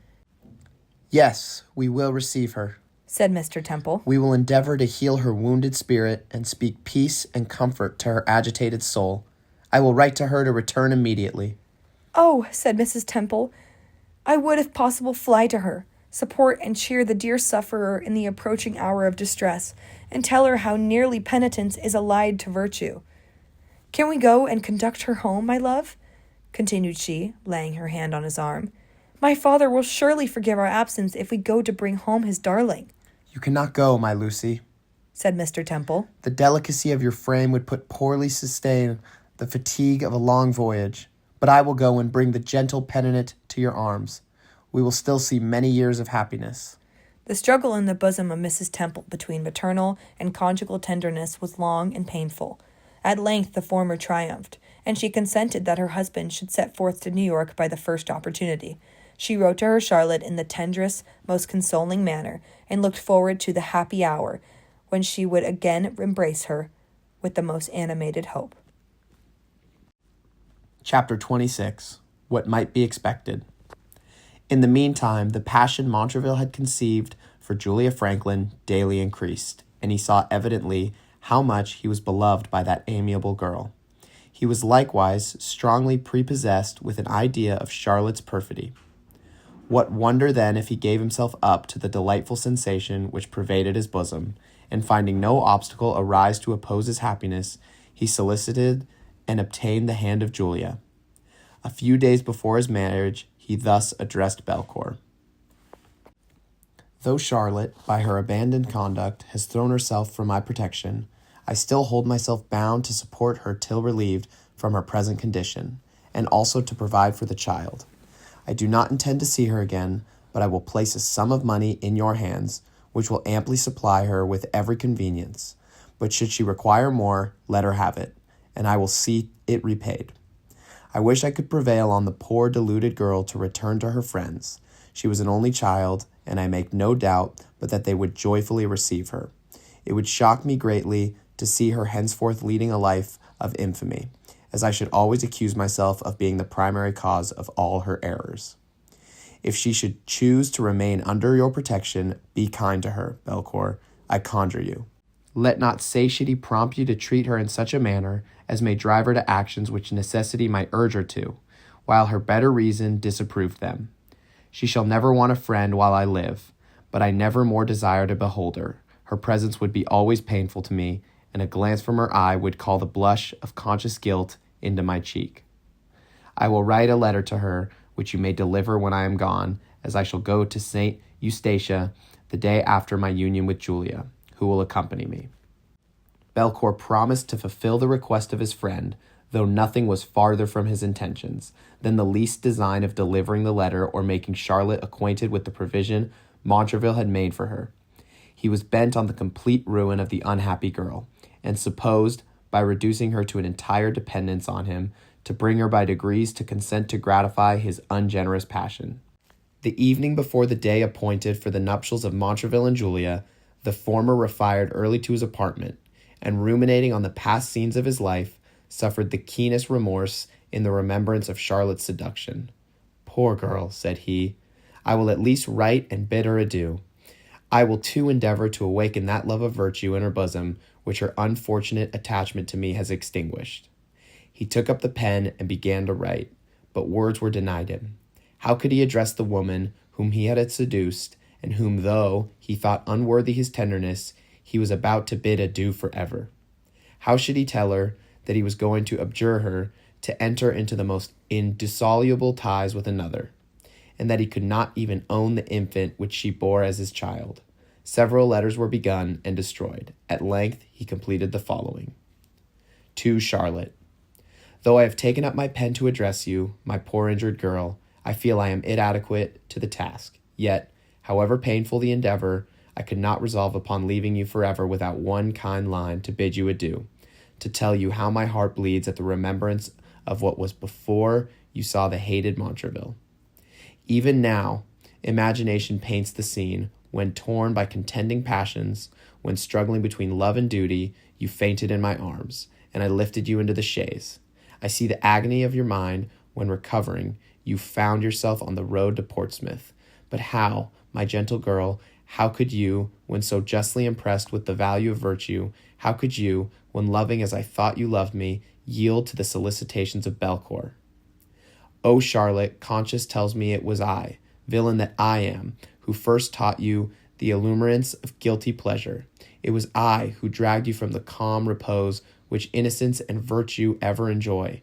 And dare I tell you, it was not love prompted to the horrid deed? No, thou dear fallen angel, believe your repentant Montraville when he tells you the man who truly loves will never betray the object of his affection. Adieu, Charlotte. Could you still find charms in a life of unoffending innocence? Return to your parents. You shall never want the means of support both of yourself and child. Oh, gracious heaven, may that child be entirely free from the vices of its father and the weakness of its mother. Tomorrow, but no, I cannot tell you what tomorrow will produce. Belcour will inform you. He also has cash for you, which I beg you will ask for whenever you may want it. Once more adieu. Believe me, could I hear you was returned to your friends and enjoying that tranquillity of which I have robbed you, I should be as completely happy as even you, in your fondest hours, could wish me. But till then, a gloom will obscure the brightest prospects of Montraville. After he had sealed this letter, he threw himself on the bed and enjoyed a few hours' repose. Early in the morning, Belcour tapped at his door. He arose hastily and prepared to meet his Julia at the altar. This is the letter to Charlotte, said he, giving it to Belcour. Take it to her when we are gone to Eustatia, and I conjure you, my dear friend, not to use any sophistical arguments to prevent her return to virtue. But should she incline that way, encourage her in the thought and assist her to put her design in execution. Chapter 27. Pensive she mourned and hung her languid head, like a fair lily overcharged with dew. Charlotte had now been left almost 3 months a prey to her own melancholy reflections. Sad companions indeed, nor did any one break in upon her solitude but Belcour, who once or twice called to inquire after her health, and tell her he had in vain endeavored to bring Montraville to hear reason, and once, but only once, was her mind cheered by the receipt of an affectionate letter from Miss Beauchamp. Often she had wrote to her perfidious seducer, with the most persuasive eloquence endeavored to convince him of her innocence. But these letters were never suffered to reach the hands of Montraville, or they must, though on the very eve of marriage, have prevented his deserting the wretched girl. Real anguish of heart had in a great measure faded her charms. Her cheeks were pale from want of rest, and her eyes, by frequent, indeed almost continued weeping, were sunk and heavy. Sometimes a gleam of hope would play about her heart when she thought of her parents. They cannot surely, she would say, refuse to forgive me, or should they deny their pardon to me? They will not hate my innocent infant on account of its mother's errors. How often did the poor mourner wish for the consoling presence of the benevolent Mrs. Beauchamp? If she were here, she would cry, she would certainly comfort me and soothe the distraction of my soul. She was sitting one afternoon, wrapped in these melancholy reflections, when she was interrupted by the entrance of Belcour. Great as the alteration which was incessant sorrow had made on her person, she was still interesting, still charming, and the unhallowed flame which had urged Belcour to plant dissension between her and Montraville still raged in his bosom. He was determined, if possible, to make her his mistress. Nay, he had even conceived the diabolical scheme of taking her to New York and making her appear in every public place where it was likely she should meet Montraville, that he might be a witness to his unmanly triumph. When he entered the room where Charlotte was sitting, he assumed the look of tender, consolatory friendship. "And how does my lovely Charlotte?" said he, taking her hand. "I fear you are not so well as I could wish." "I am not well, Mr. Belcour," said she, "very far from it. But the pains and infirmities of the body I could easily bear, nay, submit to them with patience, were they not aggravated by the most insupportable anguish of my mind." "You are not happy, Charlotte," said he, with a look of well-dissembled sorrow. "Alas," replied she mournfully, shaking her head, "how can I be happy, deserted and forsaken as I am, without a friend of my own sex to whom I can unburthen my full heart, nay, my fidelity suspected by the very man for whom I sacrificed everything valuable in life, for whom I made myself a poor despised creature, an outcast from society, an object only of contempt and pity?" "You think too meanly of yourself, Miss Temple. There is no one who would dare to treat you with contempt. All who have the pleasure of knowing you must admire and esteem. You are lonely here, my dear girl. Give me leave to conduct you to New York, where the agreeable society of some ladies, to whom I will introduce you, will dispel these sad thoughts, and I shall again see returning cheerfulness animate those lovely features." "Oh, never, never!" cried Charlotte emphatically. "The virtuous part of my sex will scorn me, and I will never associate with infamy. No, Belcour. Here, let me hide my shame and sorrow. Here let me spend my few remaining days in obscurity, unknown and unpitied. Here let me die unlamented, and my name sink to oblivion." Here her tears stopped her utterance. Belcour was awed to silence. He dared not interrupt her, and after a moment's pause she proceeded. "I once had conceived the thought of going to New York to seek out the still dear, though cruel, ungenerous Montraville, to throw myself at his feet, and entreat his compassion. Heaven knows, not for myself. If I am no longer beloved, I will not be indebted to his pity to redress my injuries, but I would have knelt and entreated him not to forsake my poor unborn." She could say no more. A crimson glow rushed over her cheeks, and covering her face with her hands, she sobbed aloud. Something like humanity was awakened in Belcour's breast by this pathetic speech. He arose and walked toward the window, but the selfish passion which had taken possession of his heart soon stifled these finer emotions, and he thought if Charlotte was once convinced she had no longer any dependence on Montraville, she would more readily throw herself on his protection. Determined, therefore, to inform her of all that had happened, he again resumed his seat, and finding she began to be more composed, inquired if she had ever heard from Montraville since the unfortunate rencontre in her bedchamber. "Ah, no," said she. "I fear I shall never hear from him again." "I am greatly of your opinion," said Belcour. "for he has been for some time past greatly attached." At the word attached, a death-like paleness overspread the countenance of Charlotte, but she applied to some hartshorn which stood beside her, and Belcour proceeded. "He has been for some time past greatly attached to one Miss Franklin, a pleasing, lively girl with a large fortune." "She may be richer, may be handsomer," cried Charlotte, "but cannot love him so well. Oh, may she beware of his art, and not trust him too far as I have done."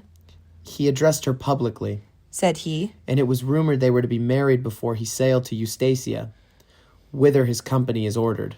"Belcour," said Charlotte, seizing his hand and gazing at him earnestly, while her pale lips trembled with convulsive agony, "tell me, and tell me truly, I beseech you, do you think he can be such a villain as to marry another woman, and leave me to die with want and misery in a strange land?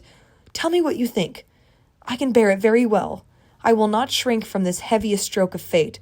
I have deserved my afflictions, and I will endeavor to bear them as I ought." "I fear," said Belcour. "he can be that villain." "Perhaps," cried she, eagerly interrupting him, "perhaps he is married already. Come, let me know the worst," continued she, with an affected look of composure. "You need not be afraid. I shall not send the fortunate lady a bowl of poison." "Well then, my dear girl," said he, deceived by her appearance. "they were married on Thursday, and yesterday morning they sailed for Eustacia." "Married? Gone, say you?" cried she in a distracted accent. "What, without a last farewell? Without one thought on my unhappy situation? Oh, Montraville, may God forgive your perfidy!" She shrieked, and Belcour sprang forward just in time to prevent her falling to the floor. Alarming faintings now succeeded each other, and she was conveyed to her bed, from whence she earnestly prayed she might never more arise. Belcour stayed with her that night, and in the morning found her in a high fever. The fits she had been seized with had greatly terrified him, and confined as she now was to a bed of sickness, she was no longer an object of desire. It is true for several days he went constantly to see her, but her pale, emaciated appearance disgusted him. His visits became less frequent. He forgot the solemn charge given him by Montraville. He even forgot the money entrusted to his care, and the burning blush of indignation and shame tingles my cheek when I write it. This disgrace to humanity and manhood at length forgot even the injured Charlotte, and, attracted by the blooming health of a farmer's daughter, whom he had seen in his frequent excursions to the country, he left the unhappy girl to sink unnoticed to the grave, a prey to sickness, grief, and penury, while he, having triumphed over the virtue of the artless cottager, rioted in all the intemperance of luxury and lawless pleasure. Chapter 28, A Trifling Retrospect. Bless my heart. Cries my young, volatile reader. I shall never have patience to get through these volumes. There are so many ahs and ohs, so much fainting tears and distress, I am sick to death of the subject. My dear, cheerful, innocent girl, for innocent I will suppose you to be, or you would acutely feel the woes of Charlotte. Did conscience say, thus might it have been with me, had not Providence interposed to snatch me from destruction. Therefore, my lively, innocent girl, I must request your patience. I am writing a tale of truth. I mean to write it to the heart, but if perchance the heart is rendered impenetrable by unbounded prosperity or a continuance in vice, I expect not my tale to please, nay, I even expect it will be thrown by with disgust. But softly, gentle fair one, I pray you throw it not aside till you have perused the whole. Mayhap you may find something therein to repay you for the trouble. Methinks I see a sarcastic smile sit on your countenance.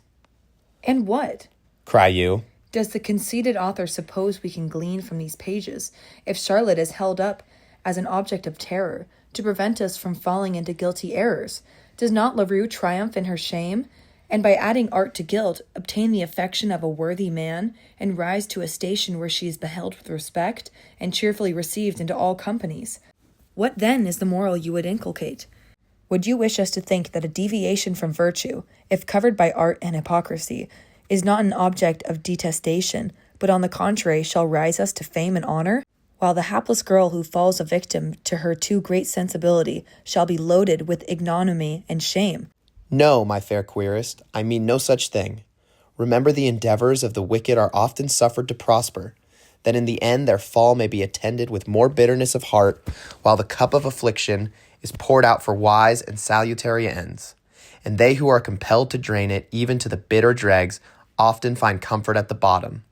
The tear of penitence blots their offenses from the book of fate, and they rise from the heavy, painful trial, purified and fit for a mansion in the kingdom of eternity.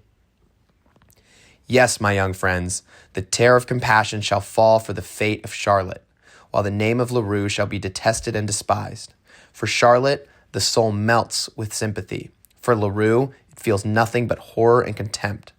But perhaps your gay hearts would rather follow the fortunate Miss Creighton through the scenes of pleasure and dissipation in which she was engaged, than listen to the complaints and miseries of Charlotte.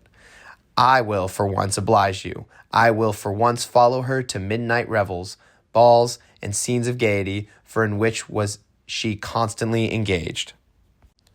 I have said her person was lovely. Let us add that she was surrounded by splendor and affluence, and he must know but little of the world who can wonder, however faulty such a woman's conduct, at her being followed by the men, and her company courted by the woman. In short, Mrs. Creighton was the universal favorite. She set the fashions, she was toasted by all the gentlemen, and copied by all the ladies. Colonel Creighton was a domestic man. Could he be happy with such a woman? Impossible. Remonstrance was vain. He might as well have preached to the winds as endeavored to persuade her from any action, however ridiculous, on which she had set her mind. In short, after a little ineffectual struggle, he gave up the attempt and left her to follow the bent of her own inclinations. What those were, I think the reader must have seen enough of her character to form a just idea. Among the number who paid their devotions at her shrine, she singled one, a young ensign of mean birth. indifferent education, and weak intellects. How such a man came into the army we hardly know to account for, and how he afterwards rose to posts of honor is likewise strange and wonderful. But fortune is blind, and so are those too frequently who have the power of dispensing her favors. Else why do we see fools and knaves at the very top of the wheel, while patient merit sinks to the extreme of the opposite abyss? But we may form 1,000 conjectures on this subject, and yet never hit on the right. Let us therefore endeavor to deserve her smiles, and whether we succeed or not, we shall feel more innate satisfaction than thousands of those who bask in the sunshine of her favorite unworthily. But to return to Mrs. Creighton, this young man, who I shall distinguish by the name of Corydon, was the reigning favorite of her heart. He escorted her to the play, danced with her at every ball, and when indisposition prevented her going out, it was he alone who was permitted to cheer the gloomy solitude to which she was obliged to confine herself. Did she ever think of poor Charlotte? If she did, my dear miss, it was only to laugh at the poor girl's want of spirit in consenting to be moped up in the country, while Montraville was enjoying all the pleasures of a gay, dissipated city. When she heard of his marriage, she smiling said, "So there's an end to Madame Charlotte's hopes. I wonder who will take her now, or what will become of the little affected prude." But as you have led to the subject, I think we may as well return to the distressed Charlotte, and not, like the unfeeling Mrs. Creighton, shut our hearts to the call of humanity. Chapter 29. We go forward again. The strength of Charlotte's constitution combated against her disorder, and she began slowly to recover, though she still labored under a violent depression of spirits. How must that depression be increased when, upon examining her little store, she found herself reduced to 1 solitary guinea, and that during her illness the attendance of an apothecary and nurse, together with many other unavoidable expenses, had involved her in debt, from which she saw no method of extricating herself. As to the faint hope which she had entertained of hearing from and being relieved by her parents, it now entirely forsook her, for it was above 4 months since her letter was dispatched, and she had received no answer. She therefore imagined that her conduct had either entirely alienated their affection from her, or broken their hearts, and she must never more hope to receive their blessing. Never did any human being wish for death with greater fervency or with juster cause, yet she had too just a sense of the duties of the Christian religion to attempt to put a period to her own existence. "I have but to be patient a little longer," she would cry, "and nature, fatigued and fainting, will throw off this heavy load of mortality, and I shall be released from all my sufferings." It was one cold, stormy day in the latter end of December, as Charlotte sat by a handful of fire, the low state of her finances not allowing her to replenish her stock of fuel, and prudence teaching her to be careful of what she had, when she was surprised by the entrance of a farmer's wife, who, without much ceremony, seated herself, and began this curious harangue.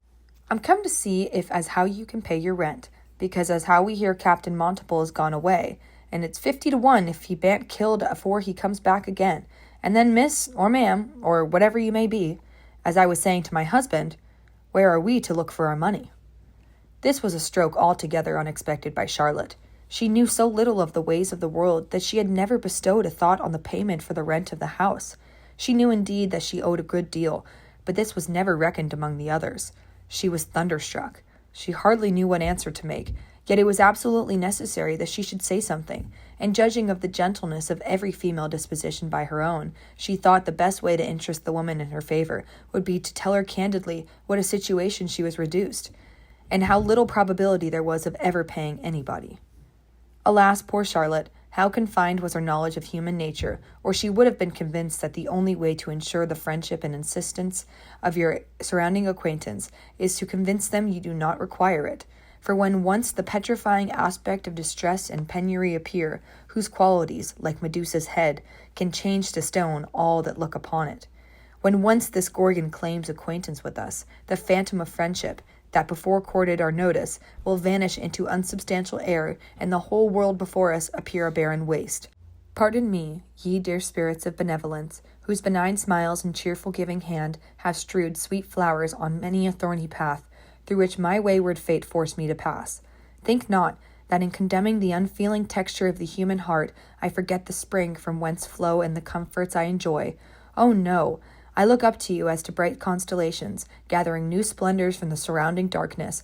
But whilst I adore the benignant rays that cheered and illumined my heart, I mourn that their influence cannot extend to all the sons and daughters of affliction.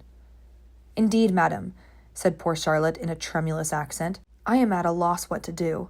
Montraville placed me here, and promised to defray all my expenses, but he has forgot his promise. He has forsaken me, and I have no friend who has either power or will to relieve me. Let me hope, as you see my unhappy situation, your charity— Charity! Cried the woman impatiently interrupting her.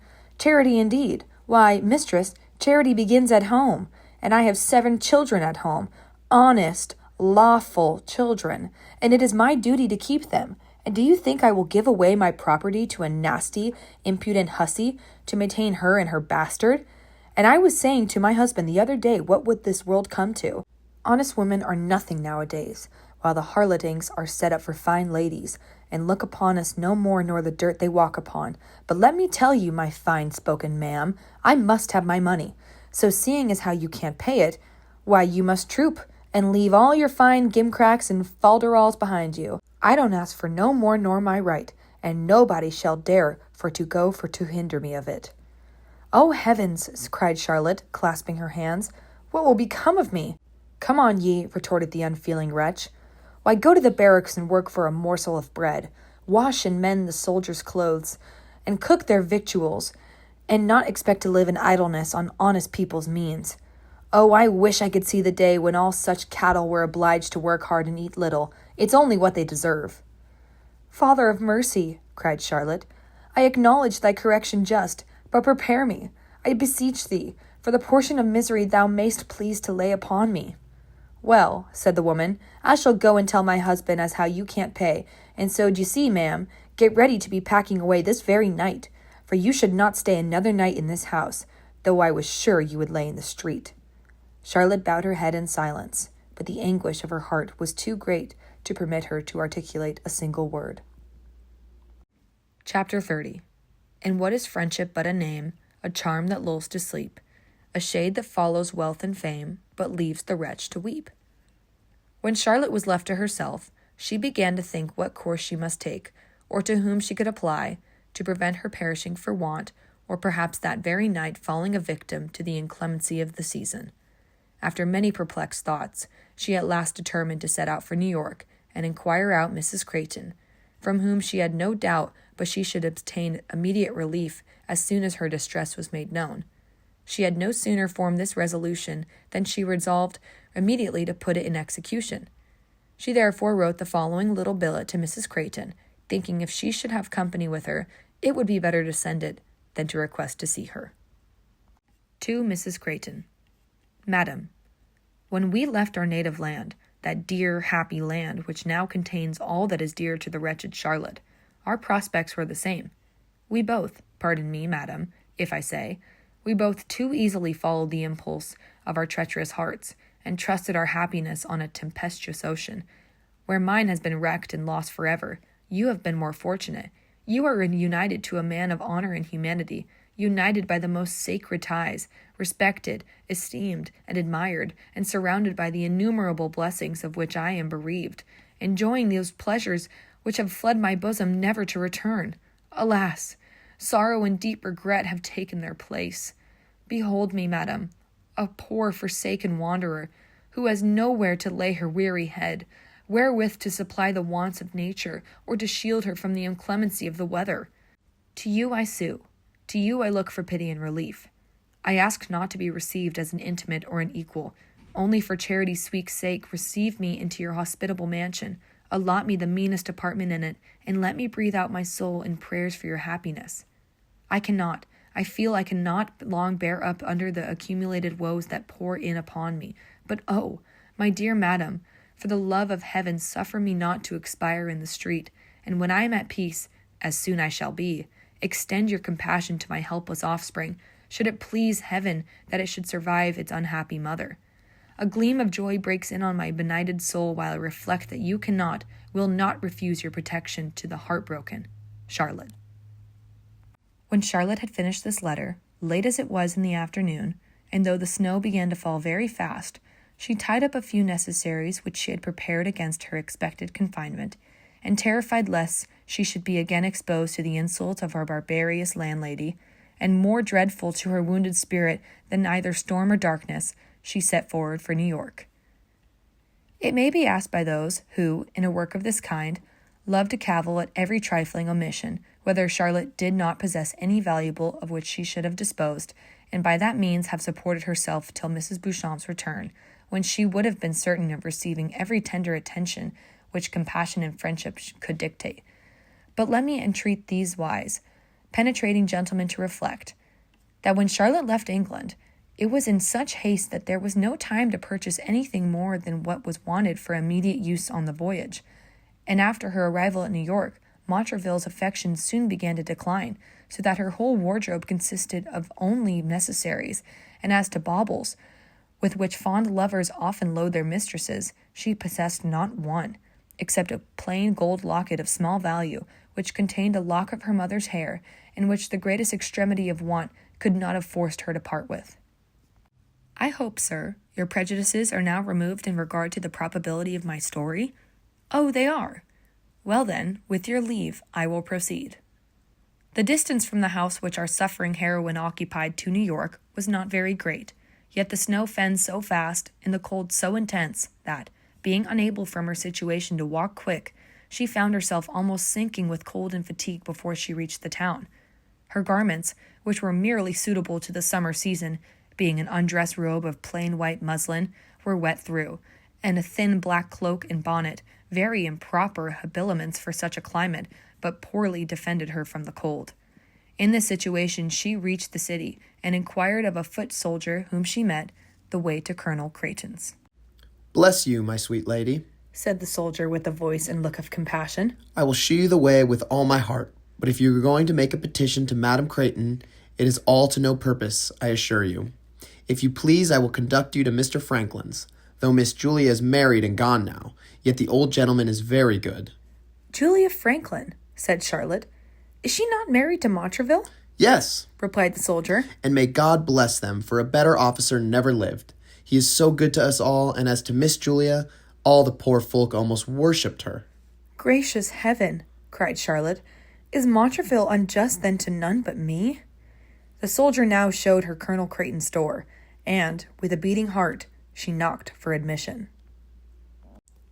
Chapter 31. Subject continued. When the door was opened, Charlotte, in a voice rendered scarcely articulate, through cold and the extreme agitation of her mind, demanded whether Mrs. Creighton was at home. The servant hesitated. He knew that his lady was engaged at a game of piquet with her dear Cordon, nor could he think she would like to be disturbed by a person whose appearance spoke her of so little consequence as Charlotte. Yet there was something in her countenance that rather interested him in her favor, and he said his lady was engaged, but if she had any particular message, he would deliver it.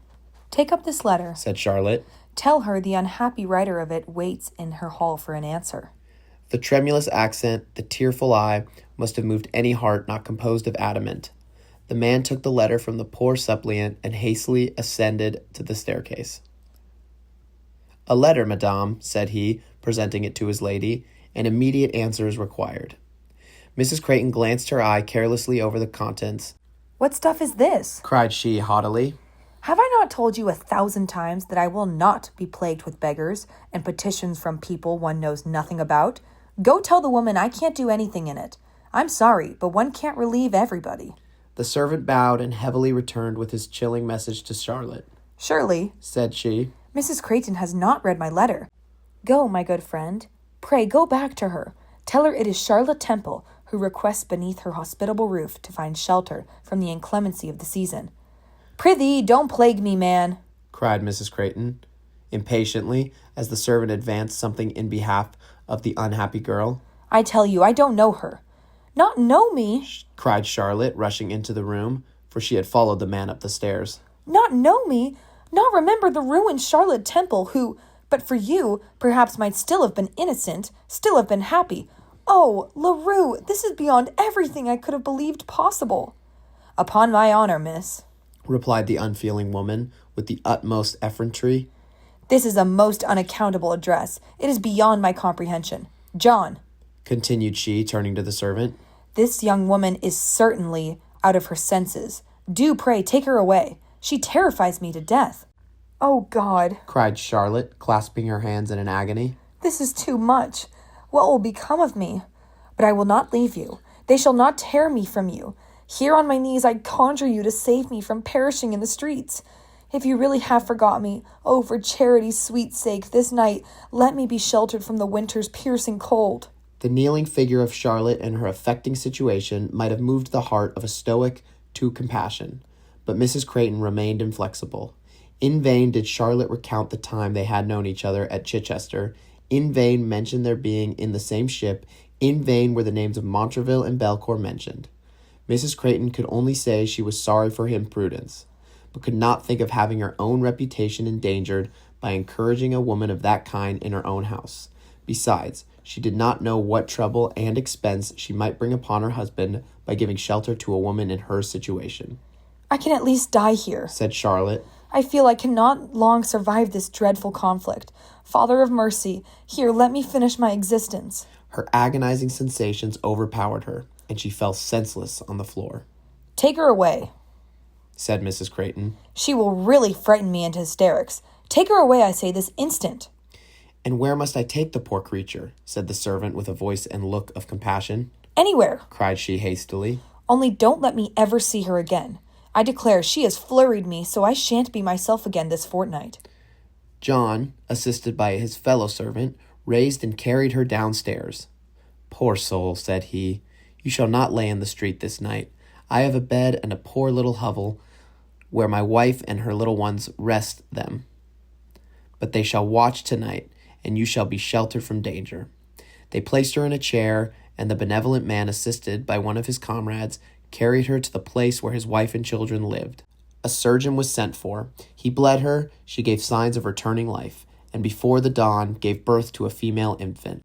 After this event, she lay for some hours in a kind of stupor, and if at any time she spoke, it was with a quickness and incoherence that plainly evinced the total deprivation of her reason. Chapter 32. Reasons Why and Wherefore. The reader of sensibility may perhaps be astonished to find Mrs. Creighton could so positively deny any knowledge of Charlotte. It is therefore but just that her conduct should be in some measure be accounted for. She had ever been fully sensible of the superiority of Charlotte's sense and virtue. She was conscious that she had never swerved from rectitude, had it not been for her bad precepts and worse example.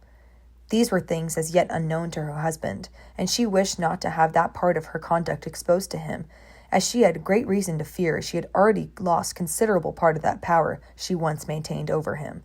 She trembled while Charlotte was in the house, lest the colonel should return.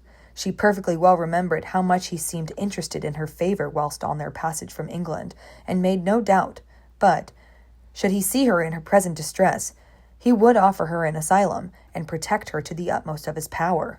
In that case, she feared the unguarded nature of Charlotte might discover to the colonel the part she had taken in the unhappy girl's elopement, and she well knew the contrast between her own and Charlotte's conduct would make the former appear in no very respectable light.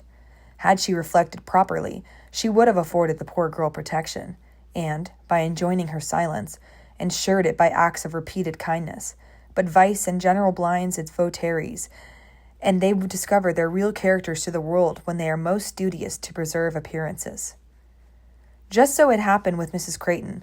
Her servants made no scruple of mentioning the cruel conduct of their lady to a poor distressed lunatic who claimed her protection. Everyone joined in reprobating her inhumanity. Nay, even Corydon thought she might have at least ordered her to be taken care of, but he dared not even hint it to her, for he lived but in her smiles, and drew from her lavish fondness large sums to support an extravagance to which the state of his own finances was very inadequate. It cannot therefore be supposed that he wished Mrs. Creighton to be very liberal in her bounty to the afflicted suppliant, yet vice had not so entirely seared over his heart, but the sorrows of Charlotte could find a vulnerable part. Charlotte had now been 3 days with her humane preservers, but she was totally insensible of everything. She raved incessantly for Montraville and her father. She was not conscious of being a mother, nor took the least notice of her child, except to ask whose it was, and why it was not carried to its parents. "Oh," she said one day, starting up on hearing the infant cry, Why? Why will you keep that child here? I am sure you would not if you knew how hard it was for a mother to be parted from her infant. It is like tearing the cords of life asunder. Oh, could you see the horrid sight which I now behold? There stands my dear mother, her poor bosom bleeding at every vein, her gentle, affectionate heart torn into 1,000 pieces, and for all the loss of a ruined, ungrateful child. Save me from her frown. I dare not, indeed I dare not speak to her. Such were the dreadful images that haunted her distracted mind, and nature was sinking fast under the dreadful malady which medicine had no power to remove. The surgeon who attended her was a humane man. He exerted his utmost abilities to save her, but he saw she was in want of many necessaries and comforts, which the poverty of her hospitable host rendered him unable to provide.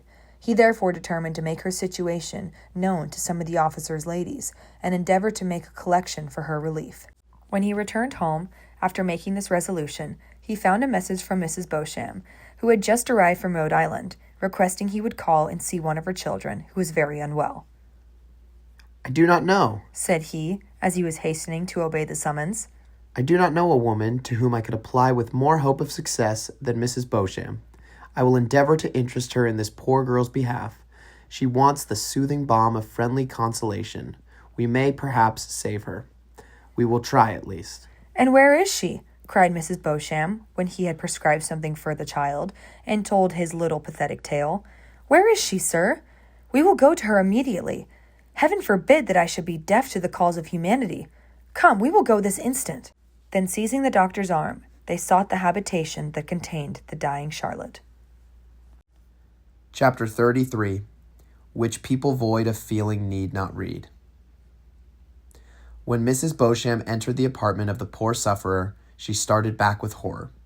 On a wretched bed, without hangings and but poorly supplied with covering, lay the emaciated figure of what still retained the semblance of a lovely woman, though sickness had so altered her features that Mrs. Beauchamp had not the least recollection of her person. In one corner of the room stood a woman washing and shivering over a small fire.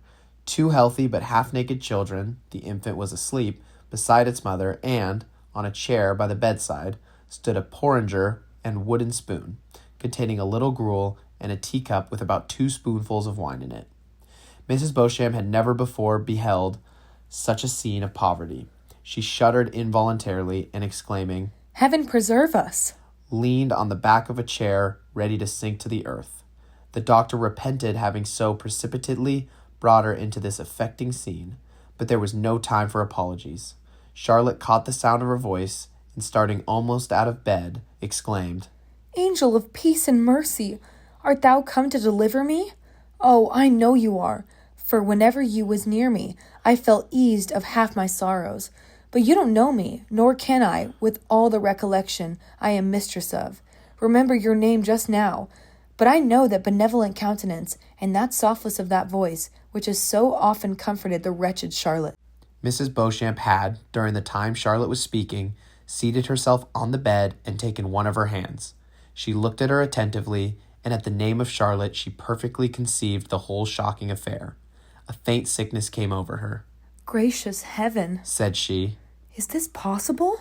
and bursting into tears, she reclined the burning head of Charlotte on her own bosom, and folding her arms about her, wept over her in silence. "Oh," said Charlotte, "you are very good to weep thus for me. It is a long time since I shed a tear for myself.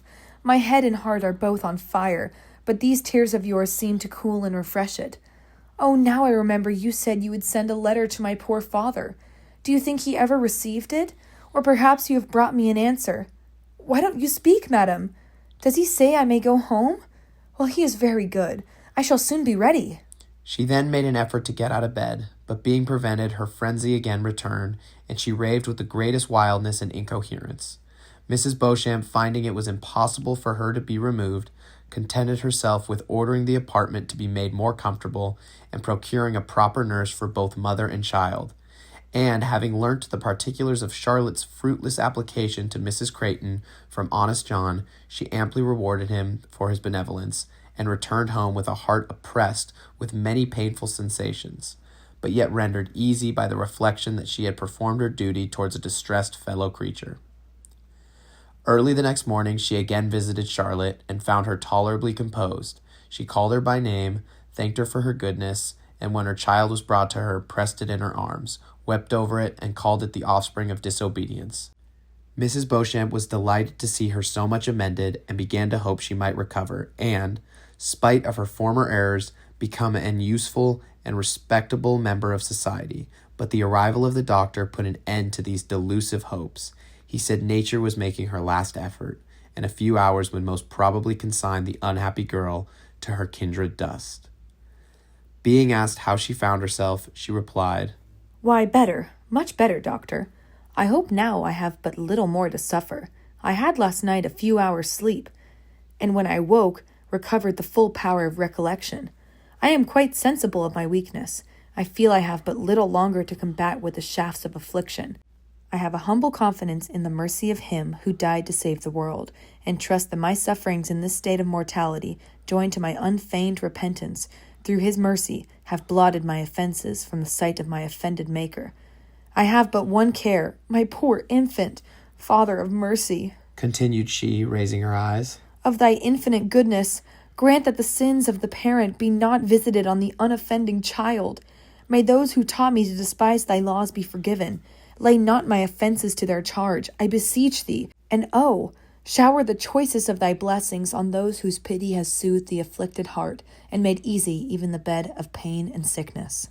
She was exhausted by this fervent address to the throne of mercy, and though her lips still moved, her voice became inarticulate.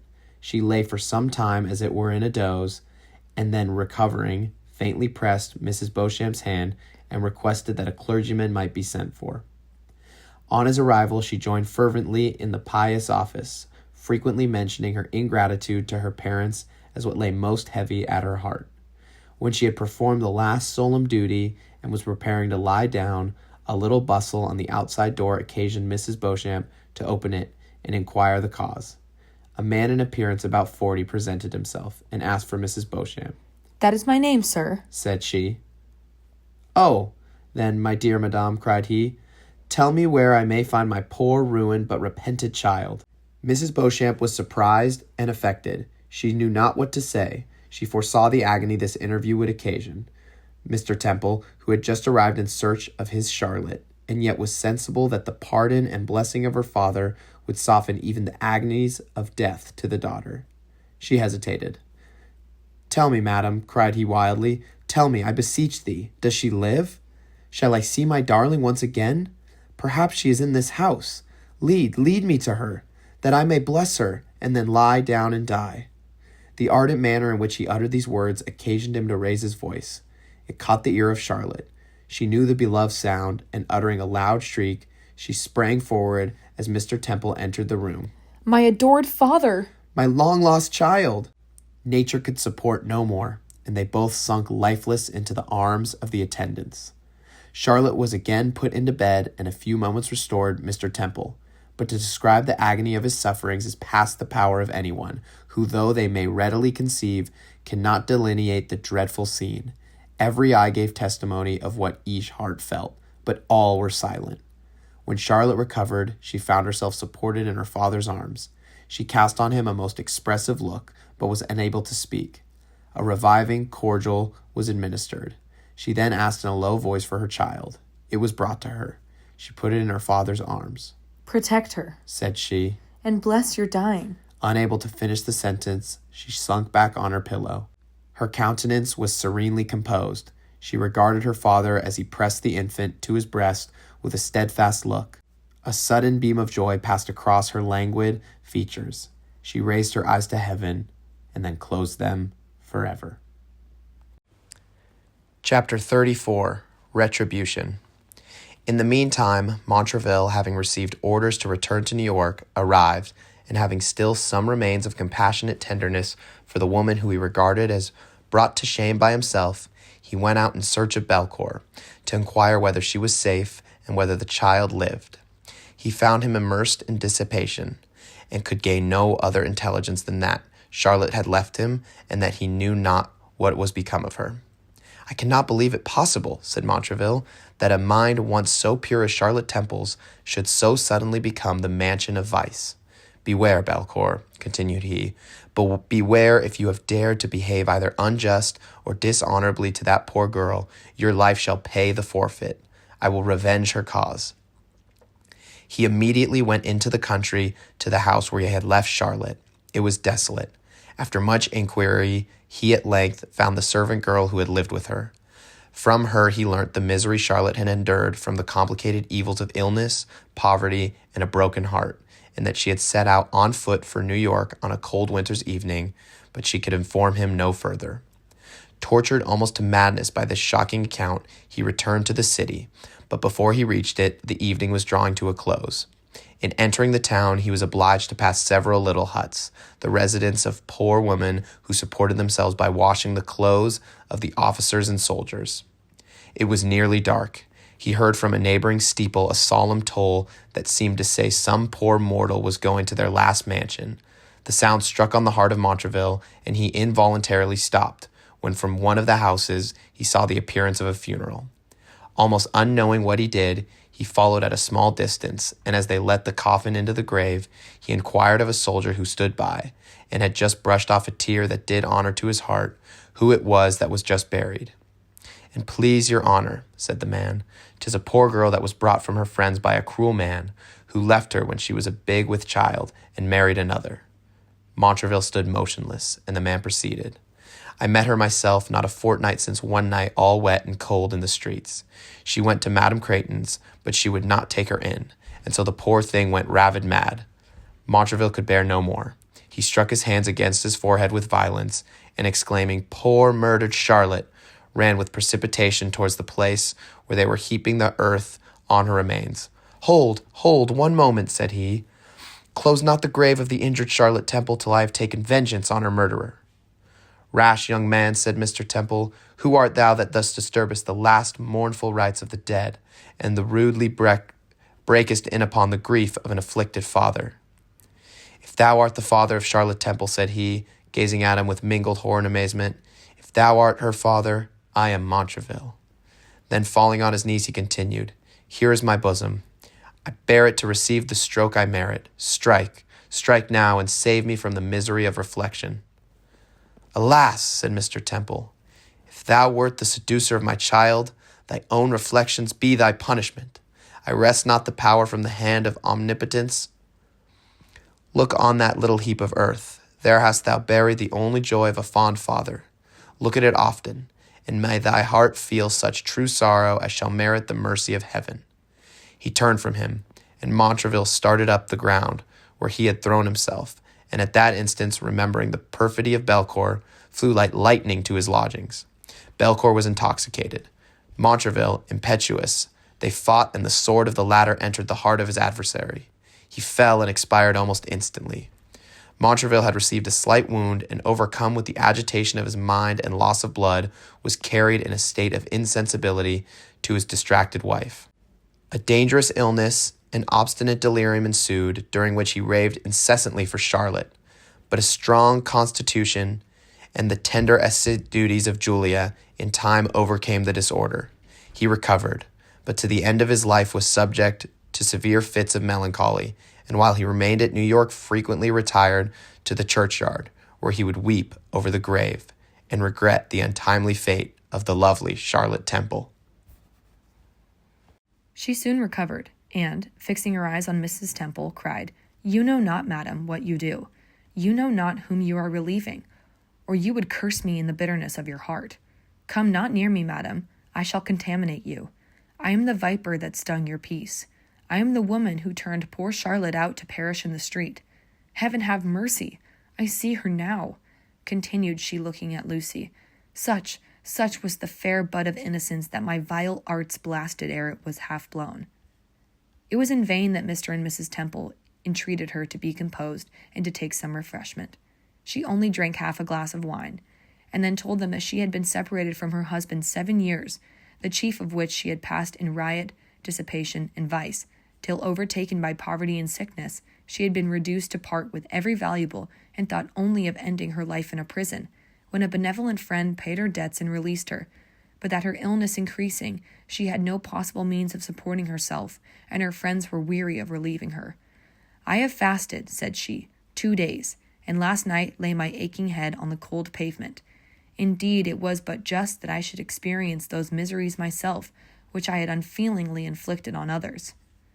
Greatly as Mr. Temple had a reason to detest Mrs. Creighton, he could not behold her in this distress without some emotions of pity.